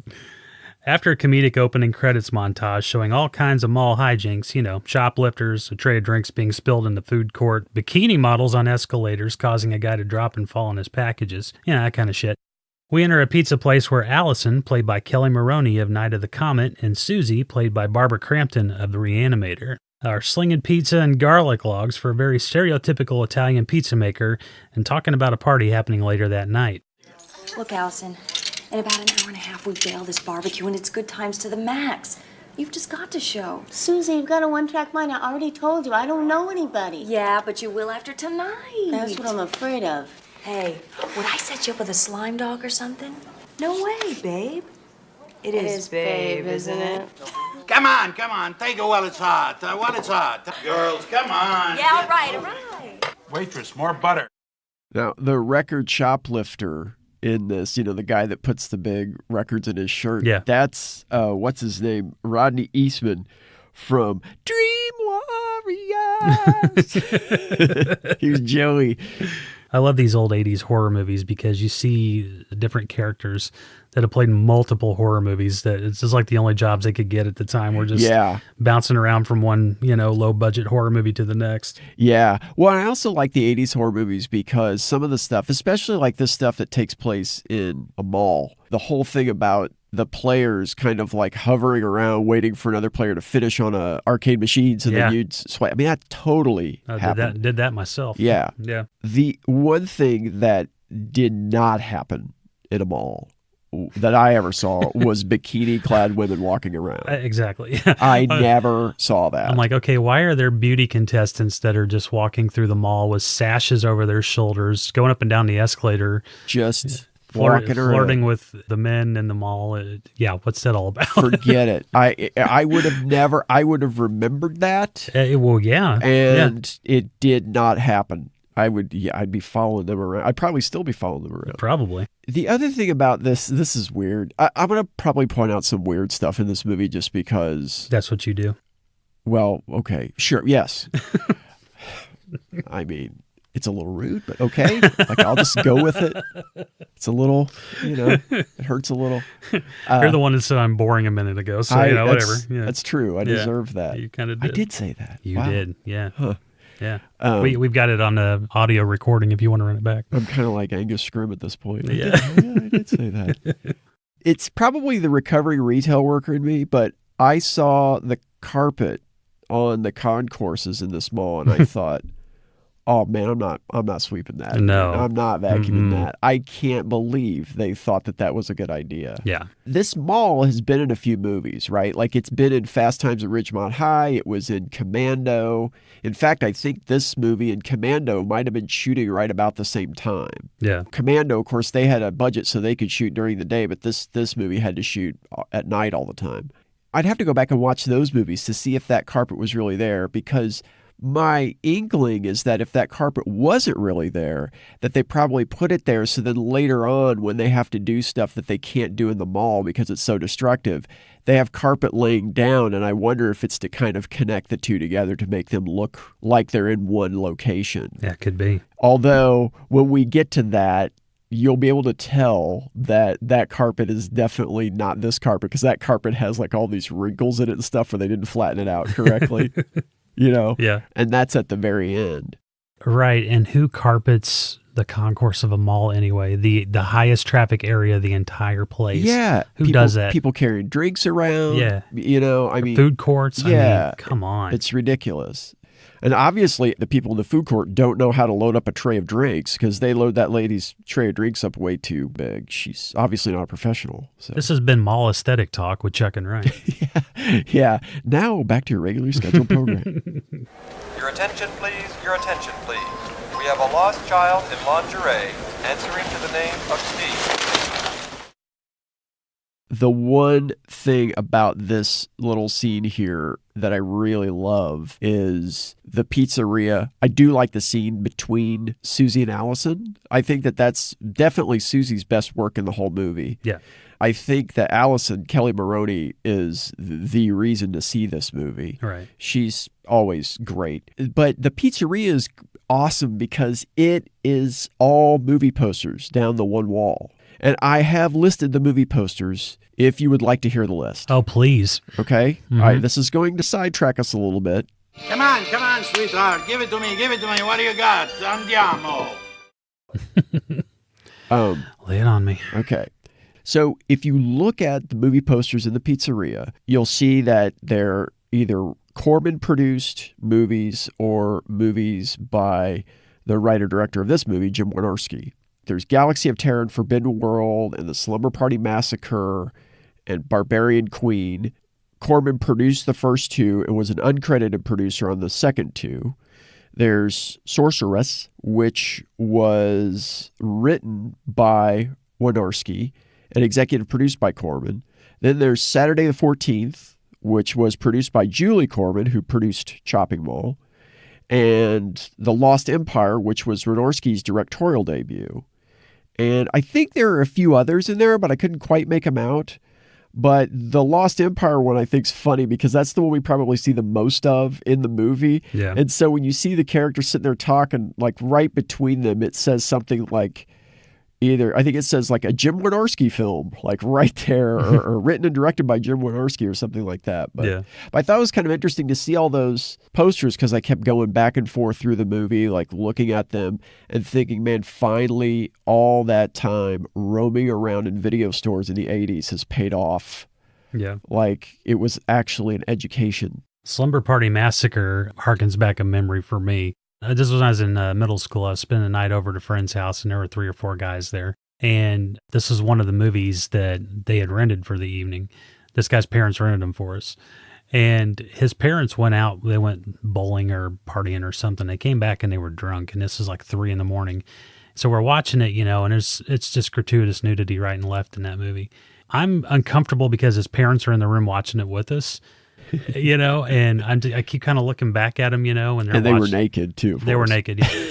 No, and they were watching it and laughing at it with us and everything. And I think the dad noticed that I kept looking back, and he said, "Do your parents let you watch movies like this?" And I said, "No." And he goes, "That's awesome." I was like, okay. Excellent. I think that was his way of saying, yeah, it's cool, man. We're fine with letting you watch softcore pornography at our house. So, no problem. And we'll watch you watching it. That's not weird at all. Not at all, no. Mm-mm. Plus I'm wasted. Always helps. Yeah.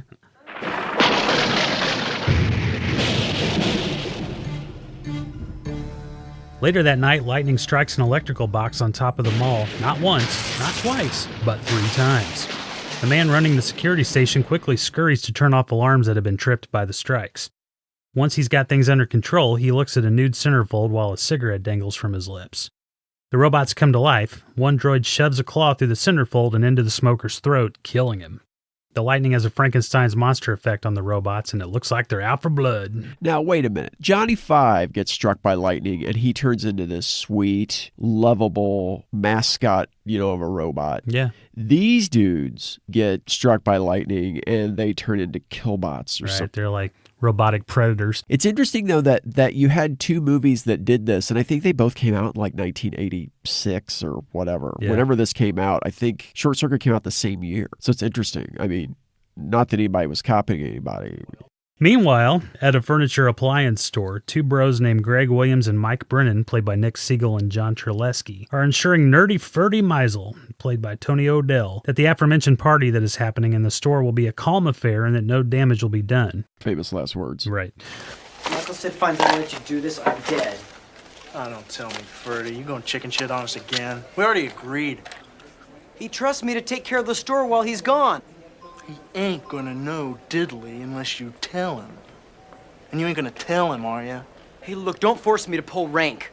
Oh, I'm shaking. You know, Brennan, you're becoming a real candidate for prickhood. Look, guys, this party is gonna happen, but we need a little teamwork, okay?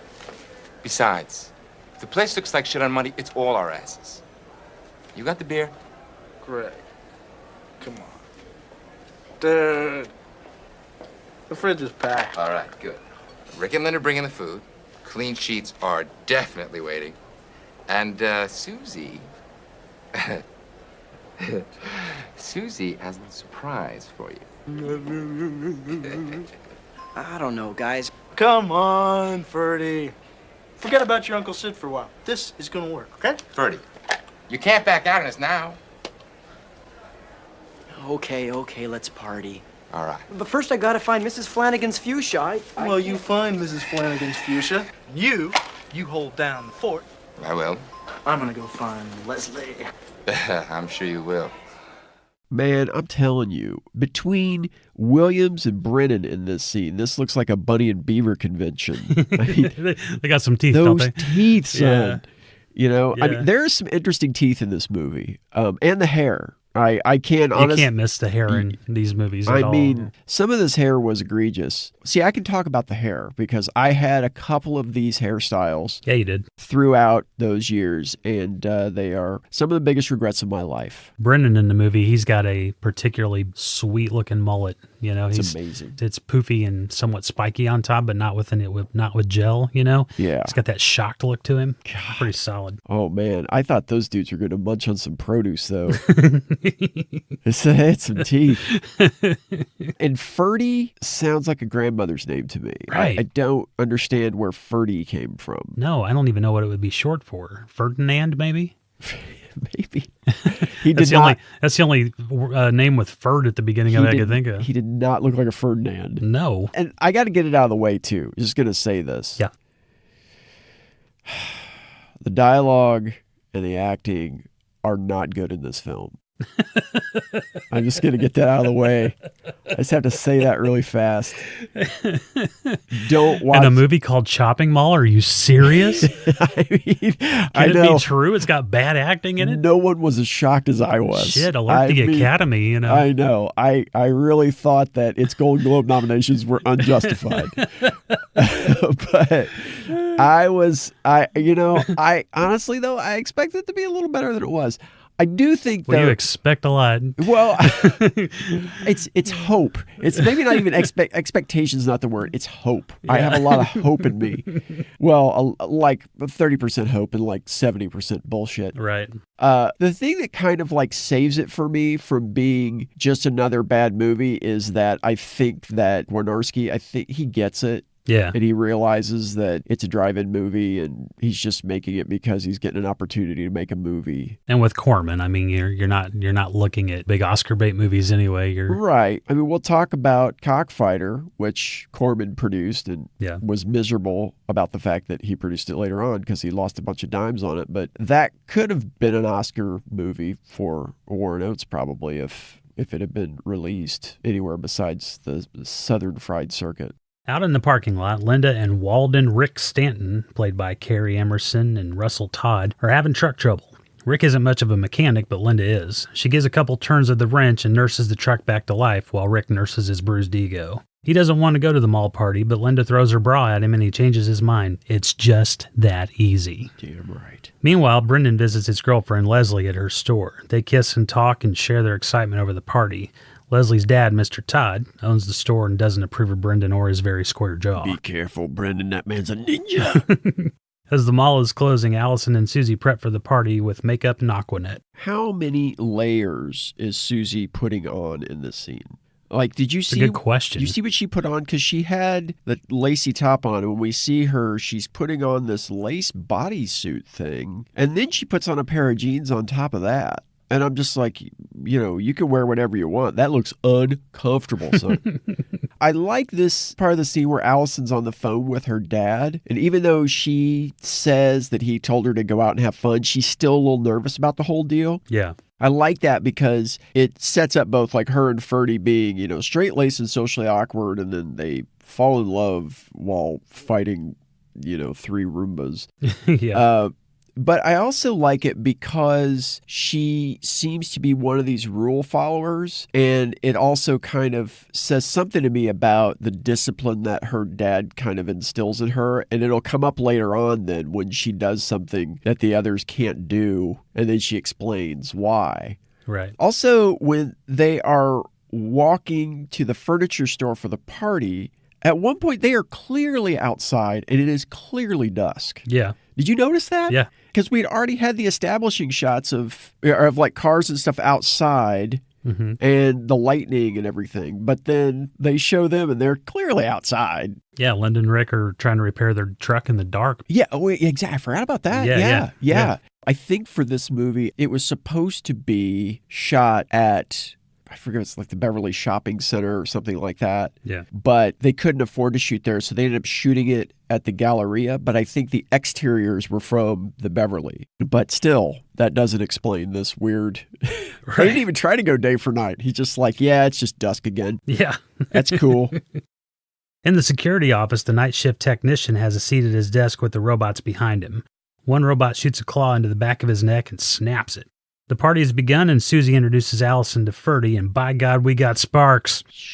The partiers drink and kiss and grope and dance and whatnot. A lot of whatnot. The robots deploy and patrol their floors while everyone is in the furniture store having sex. Well, everyone but Allison and Ferdy, that is. They're watching an old sci-fi movie and getting to know each other.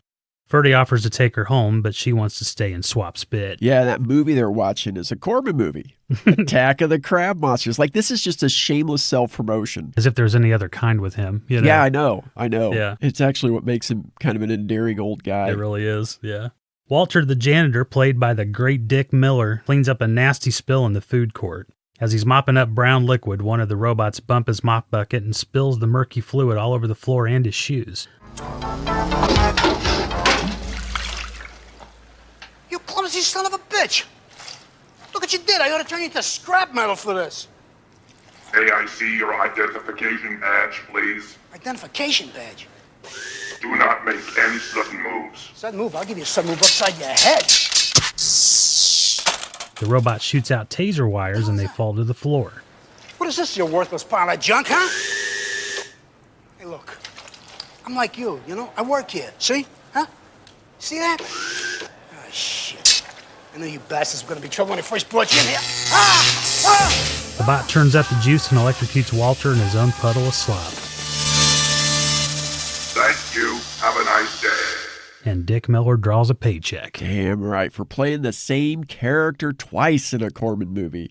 This was the resurrection. And he died in the other one too, right? Yeah. This was the resurrection and the re-killing, I don't know, of Walter Paisley from Bucket of Blood.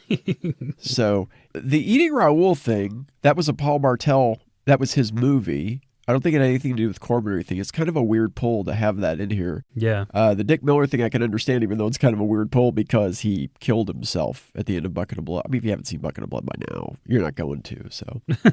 Maybe we'll see it for you and talk about it sometime. Maybe so. I mean, it's got the great Dick Miller in it. Yeah. Who's got a very fun name to say. Dick Miller. Dick Miller. Dick Miller. Who are you going to see? I'm going to see this movie with Dick Miller in it. Dick Miller, male prostitute.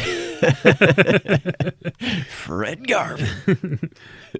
Leslie wants a smoke. Much to his chagrin, she sends Brendan out to find her some cigarettes. He grabs his badge, she shows him her jugs and tells him to hurry back, and he heads out to the cigarette machine. He makes it to the machine, but his purchase is interrupted by Blart Bot. May I see your identification badge, please? Jeez, you little bastards are quiet.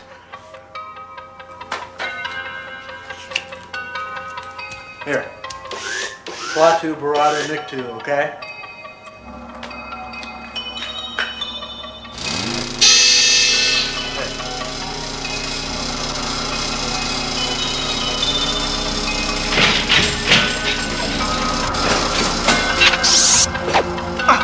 The droid moves in on him and shoots Brendan with a sleep dart.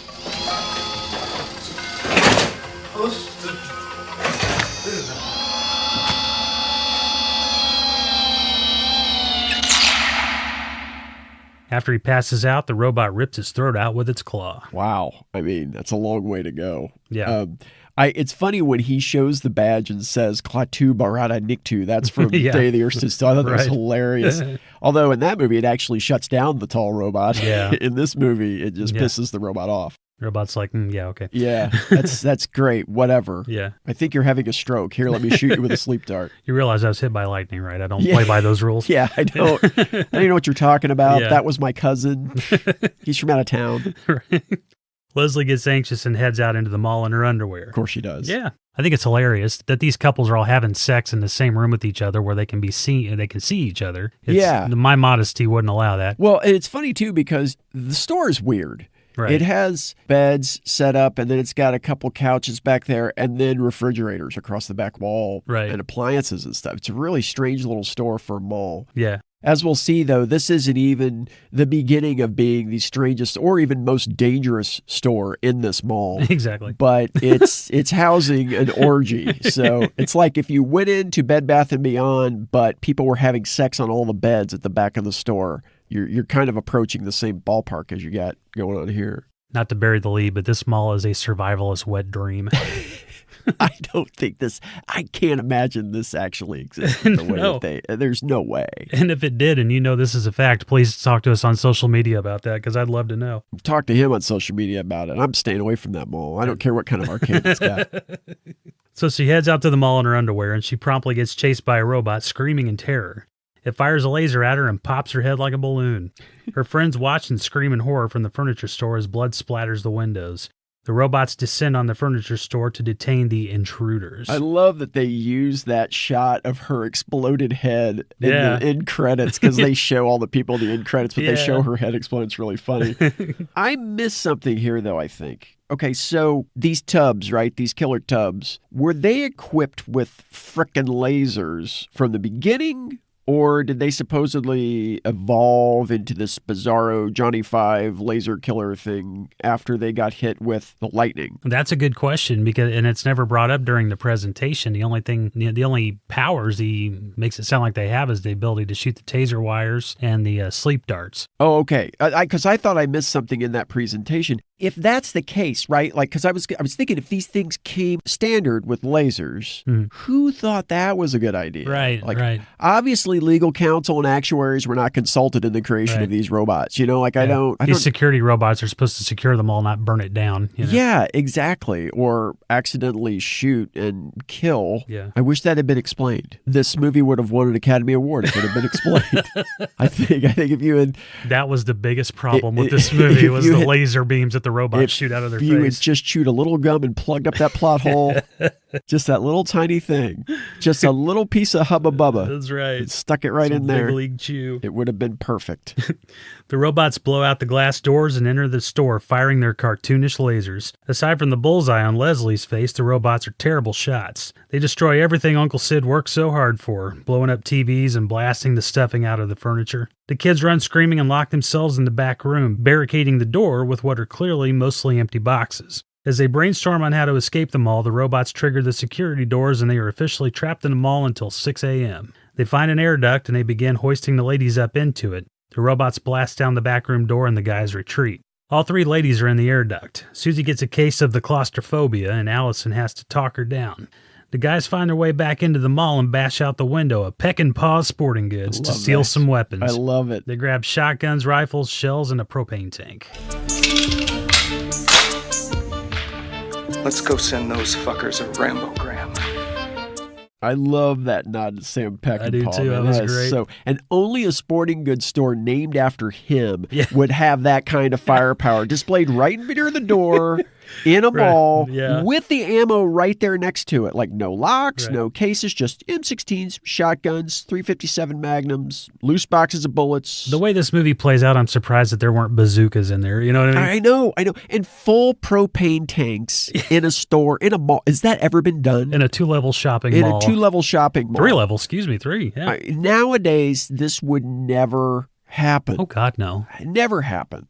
I don't even know if retailers do sell full propane tanks. Do they? Not that I know of. I mean, I know you can get them at Lowe's and Home Depot and big hardware stores like that, and some gas stations sell them, but not at a mall. That's bizarre. Yeah. I mean, I'm no Hank Hill, so I don't know my propane and propane accessories, but that was just astounding to me. But I thought it was hysterical that since it was named after Peckinpah, it's like, well, of course, that stuff would be right there. Yeah. I mean, it was right there, like impulse buy display, right at the front door. Instead of sporting goods, they should have just called it Army Surplus or something like that. Yeah.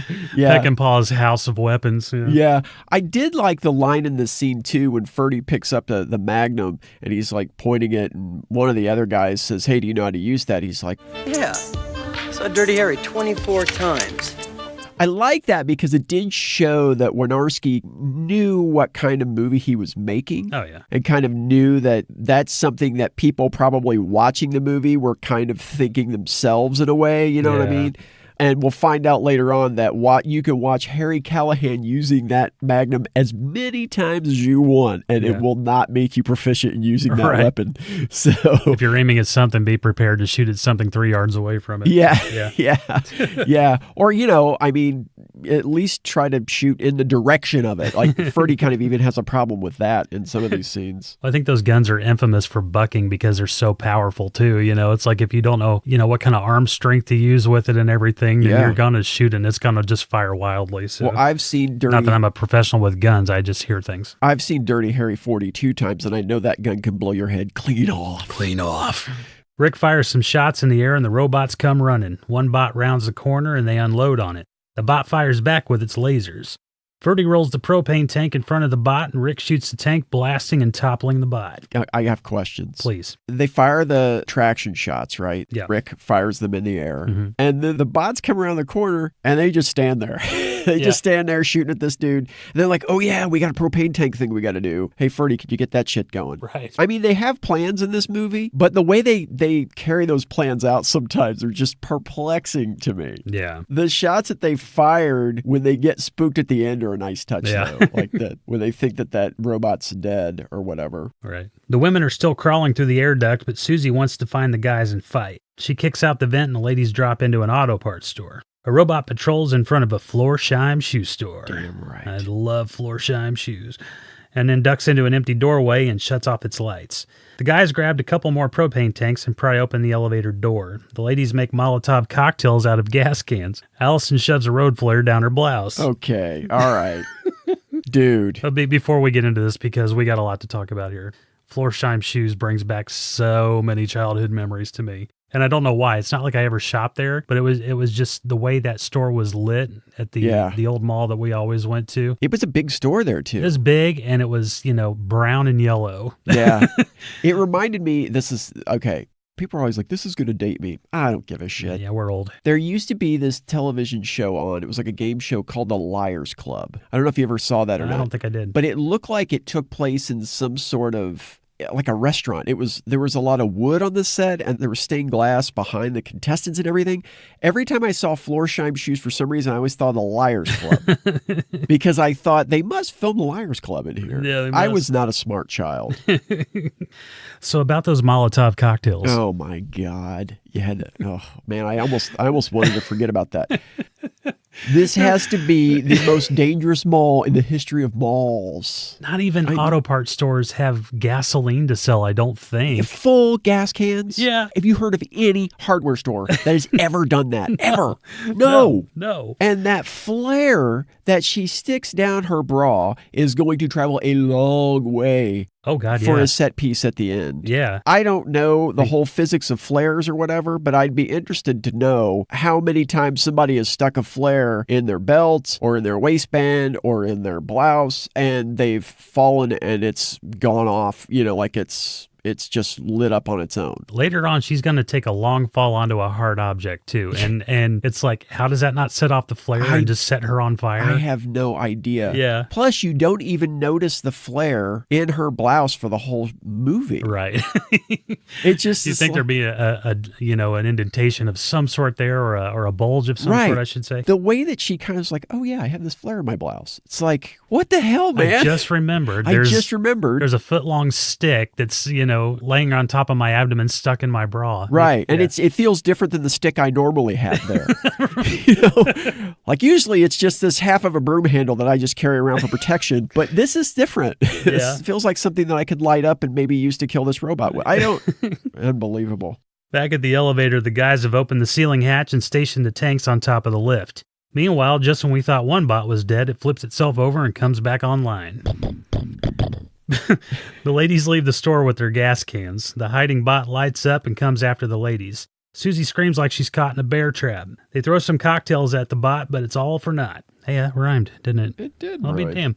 Susie falls with the tank in her hand, and the bot fires a laser at the can, igniting it. Susie burns to death. The guys catch up to the ladies, and Greg sees his fallen girlfriend. He starts firing off his shotgun, but the bot is too strong, so they flee.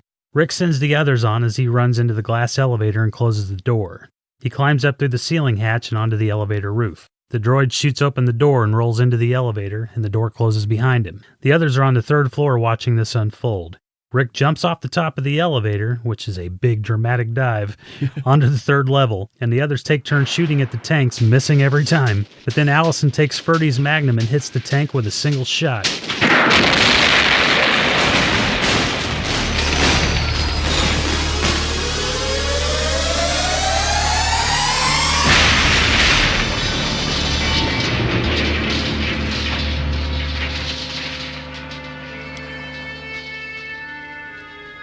Shot.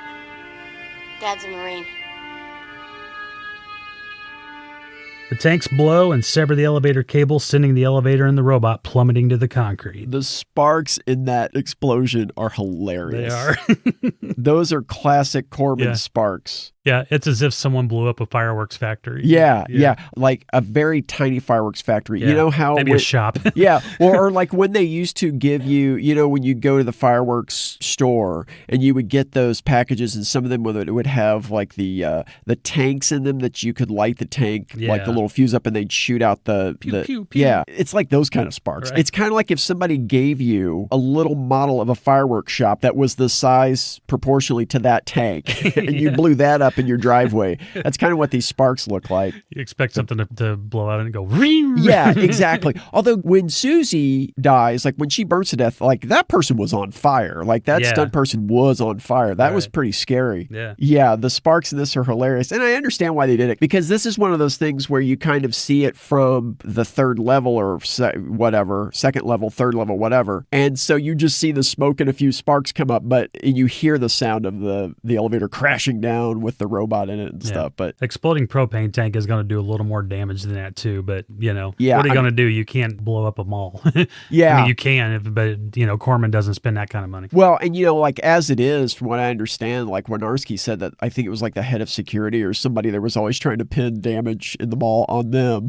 So they were having to be really careful. And then I think later on we're going to see some like big explosions that are for real. Yeah. And those were, I think, shot in a totally different place, like a warehouse space or a studio somewhere or something like that. Yeah. The other thing here is, like you were talking about, the callback with Allison too, I think is interesting. She looks at Ferdy after firing a single shot and blowing up this rolling trash can, and she says to Ferdy, she says, my dad's a Marine, which is kind of the same thing that's going on with her character in Night of the Comet too. Yeah. One thing that's interesting too, when listening to the commentary for Night of the Comet, at one point the moderator asked the director, Tom Eberhardt, what their budget was, and he said $700,000 for that movie. The budget for Chopping Mall, I think, was $800,000. And Night of the Comet, man, they've got all different kinds of locations. And yeah, it's totally different. And they're like 2 years apart, I think. Yeah. I think Night of the Comet was 84 and this was 86, I think. But yeah, I couldn't believe that. I couldn't believe that there was $100,000 difference. I couldn't believe there was $100,000 difference the other way. And one movie looks far more expensive than the other. Far more expensive. Yeah. But yeah, I think maybe it's really expensive to rent out a mall like that. It must be. Yeah. It must be, unless it's in the middle of Pittsburgh or wherever. The group hole up in the pizza joint, drinking Diet Cokes and talking about how much trouble they're going to be in if they survive. Greg is pissed that the ladies left the air duct. He progressively gets angrier until his cheese completely slips off his cracker. He loads up his shotgun, ready to go solo, but then Ferdy has the idea of finding the main computer on the third floor and shutting it down. No computer, no active robots. Greg is back on board. Well, sort of. They leave the pizzeria and Greg sprints up the escalators to the third floor, leaving the rest of the group in his dust. As soon as he gets to the top, there's a robot waiting for him. The robot grabs him by the arm with his claw and tosses him over the railing 3 floors to his death. Greg goes splat. He went up there like a bunny. Yeah, he did. Boing, boing, boing. Yeah, he bounced up there. He took 4 steps at a time getting up there. Big old teeth. Yeah. A bunny. Okay, yeah. This is Ryan working things out in his head once again. Boop, boop, boop, boop. This is me calling you to let you know that I'm now going to do a callback to an earlier joke in this episode. I'm making a bunny joke. Stop. Remember the words beaver and bunny convention. We will talk about them later on. Jesus. I'm sorry, okay? Oh, it just gets harder and harder with you. Protective 3 to level 2. Detain intruders. Protector 1 to level 2. Detain intruders. First floor bot and third floor bot take the escalators to the second floor where the group is. They work open a metal roll-up security door on the clothing store and lock themselves inside. As they shimmy under the door, Allison takes a laser shot to the arm. One bot uses its laser to cut an opening in the door while the other bot maneuvers around to the other side of the store. The team hides behind the perfume counter. As the bot makes its way into the store, Allison comes up with a plan. They set up a row of mannequins to confuse the bots and put mirrors behind them. One bot shoots a mannequin out of the way, hits the mirror with its laser, and it ricochets back and hits the robot. The droid spins in circles with electric current engulfing it. Its lasers are firing off rapidly. Rick is shooting at the bot with his shotgun, but when a laser hits and kills his wife, he jumps on the motorized cart and drives into the bot. Current electrocutes him, and now we're down to 2 humans. The robot explodes, and now we're down to 1 roving killer Roomba. The cart. Where did the cart come from? Just sitting in the middle of the mall. Just sitting there. And it's not like a golf cart or anything. It's like one of those airport carts that pulls like a luggage trailer or something. Yeah. The thing that I found interesting here was that they never come across Dick Miller's body. No, So they don't. I'm assuming that would have been for the janitor. Right. You know, I've hit myself in the face harder than Rick hits this robot with that cart. Like I've accidentally hit myself like when I'm trying to zip up my jacket or something. And I do that more often than you think. So I know whereof I speak. You're like, ow, my jaw. Yeah, it's I could not believe that. And the other thing is, why in the hell did they stand next to the mannequins when they opened the doors to spring their trap? He's standing right next to the mannequin shooting at the robot. It's like, well, okay, first off, you shot at these robots before. That doesn't work. Right. The idea is to open it up, and if you need to move these mannequins, you know, find a cord and pull it a little bit. Like, you got to hide. And, you know, not that any of these kids saw the Industrial movie, but at the beginning of the movie, at least the viewer knows that the robots are bulletproof. Right. To an extent, about that. To an I extent, forgot anyway. about that. But the jewel thief shoots the robot with his gun, and it just ricochets off. They don't know this, of course, but right. But they should have learned by now that it doesn't work, yet they continue to shoot at it. What you're saying here then is that this is an employee training issue. Pretty much. Because these fat cat store owners all knew that, but they didn't like get a copy of the video and take it and show it their employees. That's right. As we know, a business works better when everyone's properly trained. Got to bring everybody up to speed. That's right. That's how we avoid Takes lawsuits a village. and Takes a injuries. village. That's right. Allison wants she and Ferdy to split up and try to find the computer. Allison enters a hallway and quietly makes her way through. Ferdy enters another hallway, not so quietly, his dress shoes clacking like a Clydesdale. Allison enters a storage room and the robot sneaks up behind her. She begins to loudly scream and Ferd takes off in her direction. He finds her and shoots the robot point blank in its eye. It begins to say, "Laser malfunction," repeatedly. "Way to show your cards, pal." Ferdy shoots till he's out of bullets, because of course he does. He grabs a fire extinguisher and throws it at the robot, but the bot picks it up and throws it back, nailing Ferdy in the abdomen. He has fallen to the ground and appears to be dead as blood puddles behind his head. The robot says, "Have a nice day," and sets its sights on Allison as she flees. We should point out that these robots, every time they kill someone, they say, "Have a nice day." It's hilarious. It I is. think that voice is Wynorski's voice. Oh, really? Yeah. So the bot has her cornered, and it does not shoot her. Nope. It has shot pretty much everyone else right away, even when they show a badge in this movie, and it does not shoot Allison when it has her in a corner and she is screaming bloody murder. Right. Also, he shoots the robot in the eye. Right. Apparently that's not bulletproof or whatever. Yeah. The robot says laser malfunction. Now, if they didn't come standard with lasers, how the hell would a robot know what to call that? That's a damn good point. You know, if they had plugged that up, this would have won a BAFTA award. I really... The other thing I thought was really interesting about this sequence, well, the one thing I found interesting about this sequence, I should say, is that I guess that, like, you know, that door that she opens and all that shit falls out of there. Yeah. I think those are all props from Battle Beyond the Stars, which is like another Corman movie. So reusing shit. He knew how to stretch a dollar. He could repurpose nude scenes, car chases, props, you know? Oh, yeah. Allison throws a large ashtray through a pet store window and ducks inside, hiding behind a bag of dog food. By the way, this is twice in 2 movies that we've seen a giant ashtray be used as either a weapon or a door prop.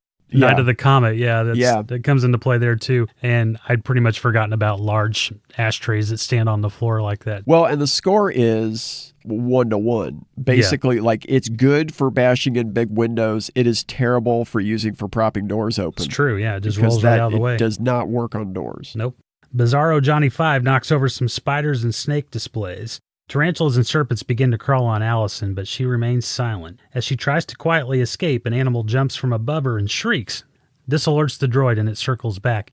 Also, I say an animal because you can't tell what the hell that thing is, nor does it shriek. It sounds like a monkey. I couldn't figure out what that was. Yeah. And I thought it was just because I just wasn't trying to look hard enough at this point. Right. Did you see the name of the pet store here? Roger's Little Shop of Pets or something like that? That was cute. That was pretty. Doesn't really roll off the tongue, but it's pretty funny.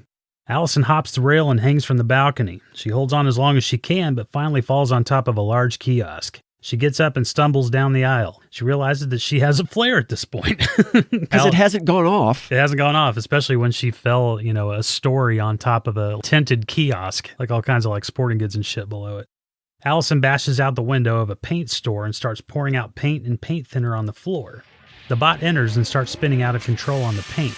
She escapes and yells, Have a nice day! and tosses the flare into the store, causing a huge explosion.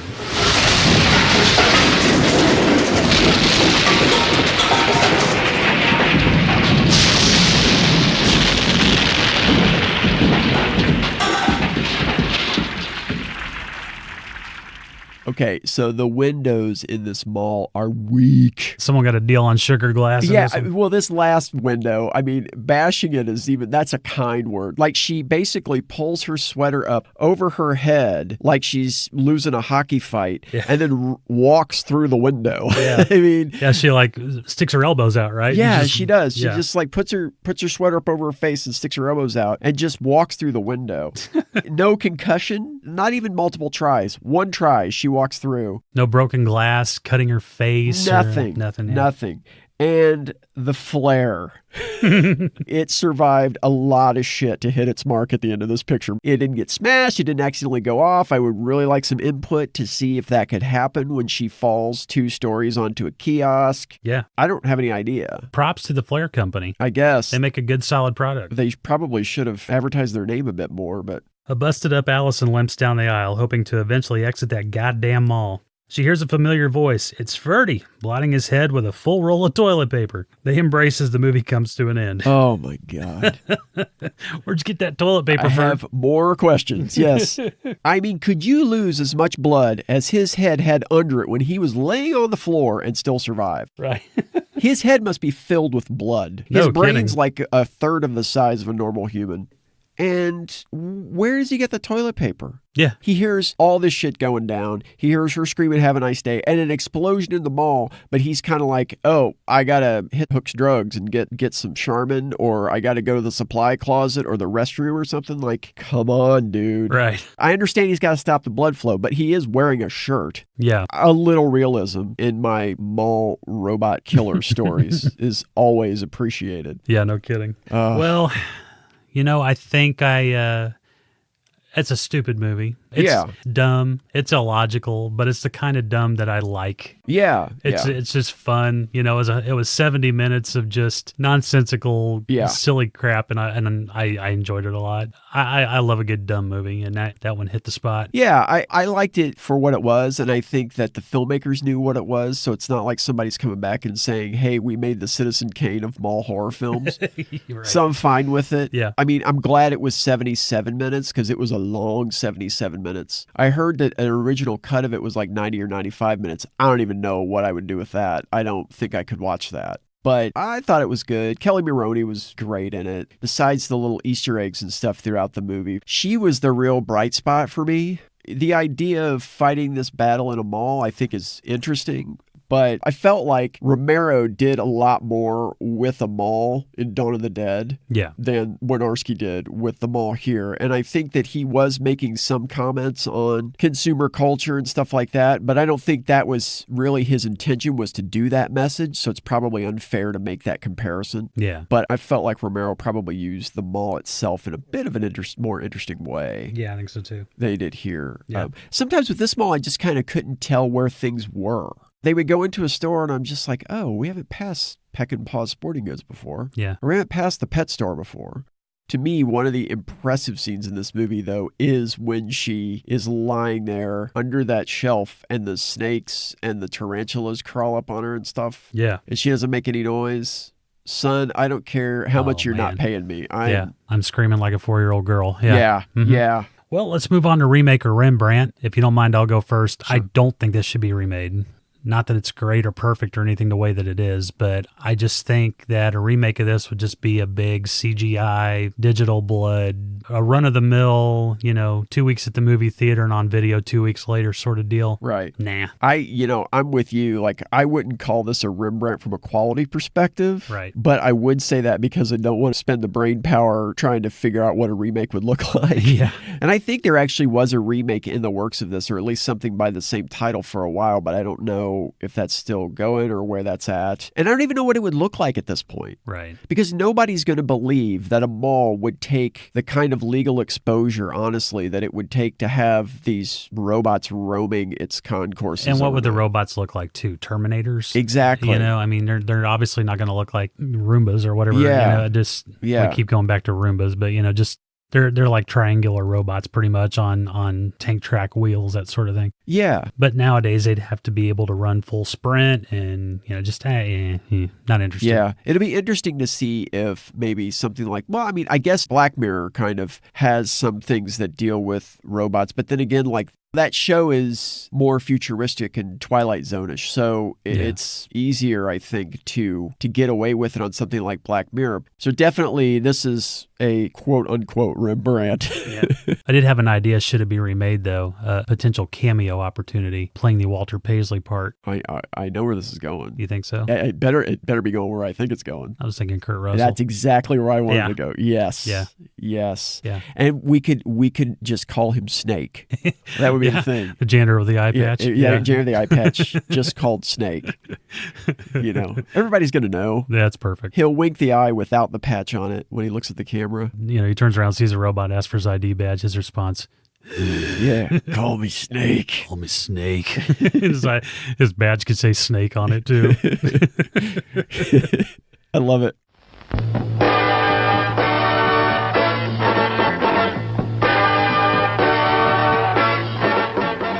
Thank you for joining us at the All Night Drive-In Picture Show. We hope you enjoyed our double feature this evening. You can follow us on social media at the All Night Drive-In Picture Show page on Facebook or at All Night Drive-In on Twitter and Instagram. If you have questions, comments, or movie requests, you can send them to our email address at allnightdriveинpictureshow@gmail.com. Join us next week for another fantastic double feature, and until then, we appreciate your patronage. Don't forget to hang up your speaker, and please drive carefully on your way out.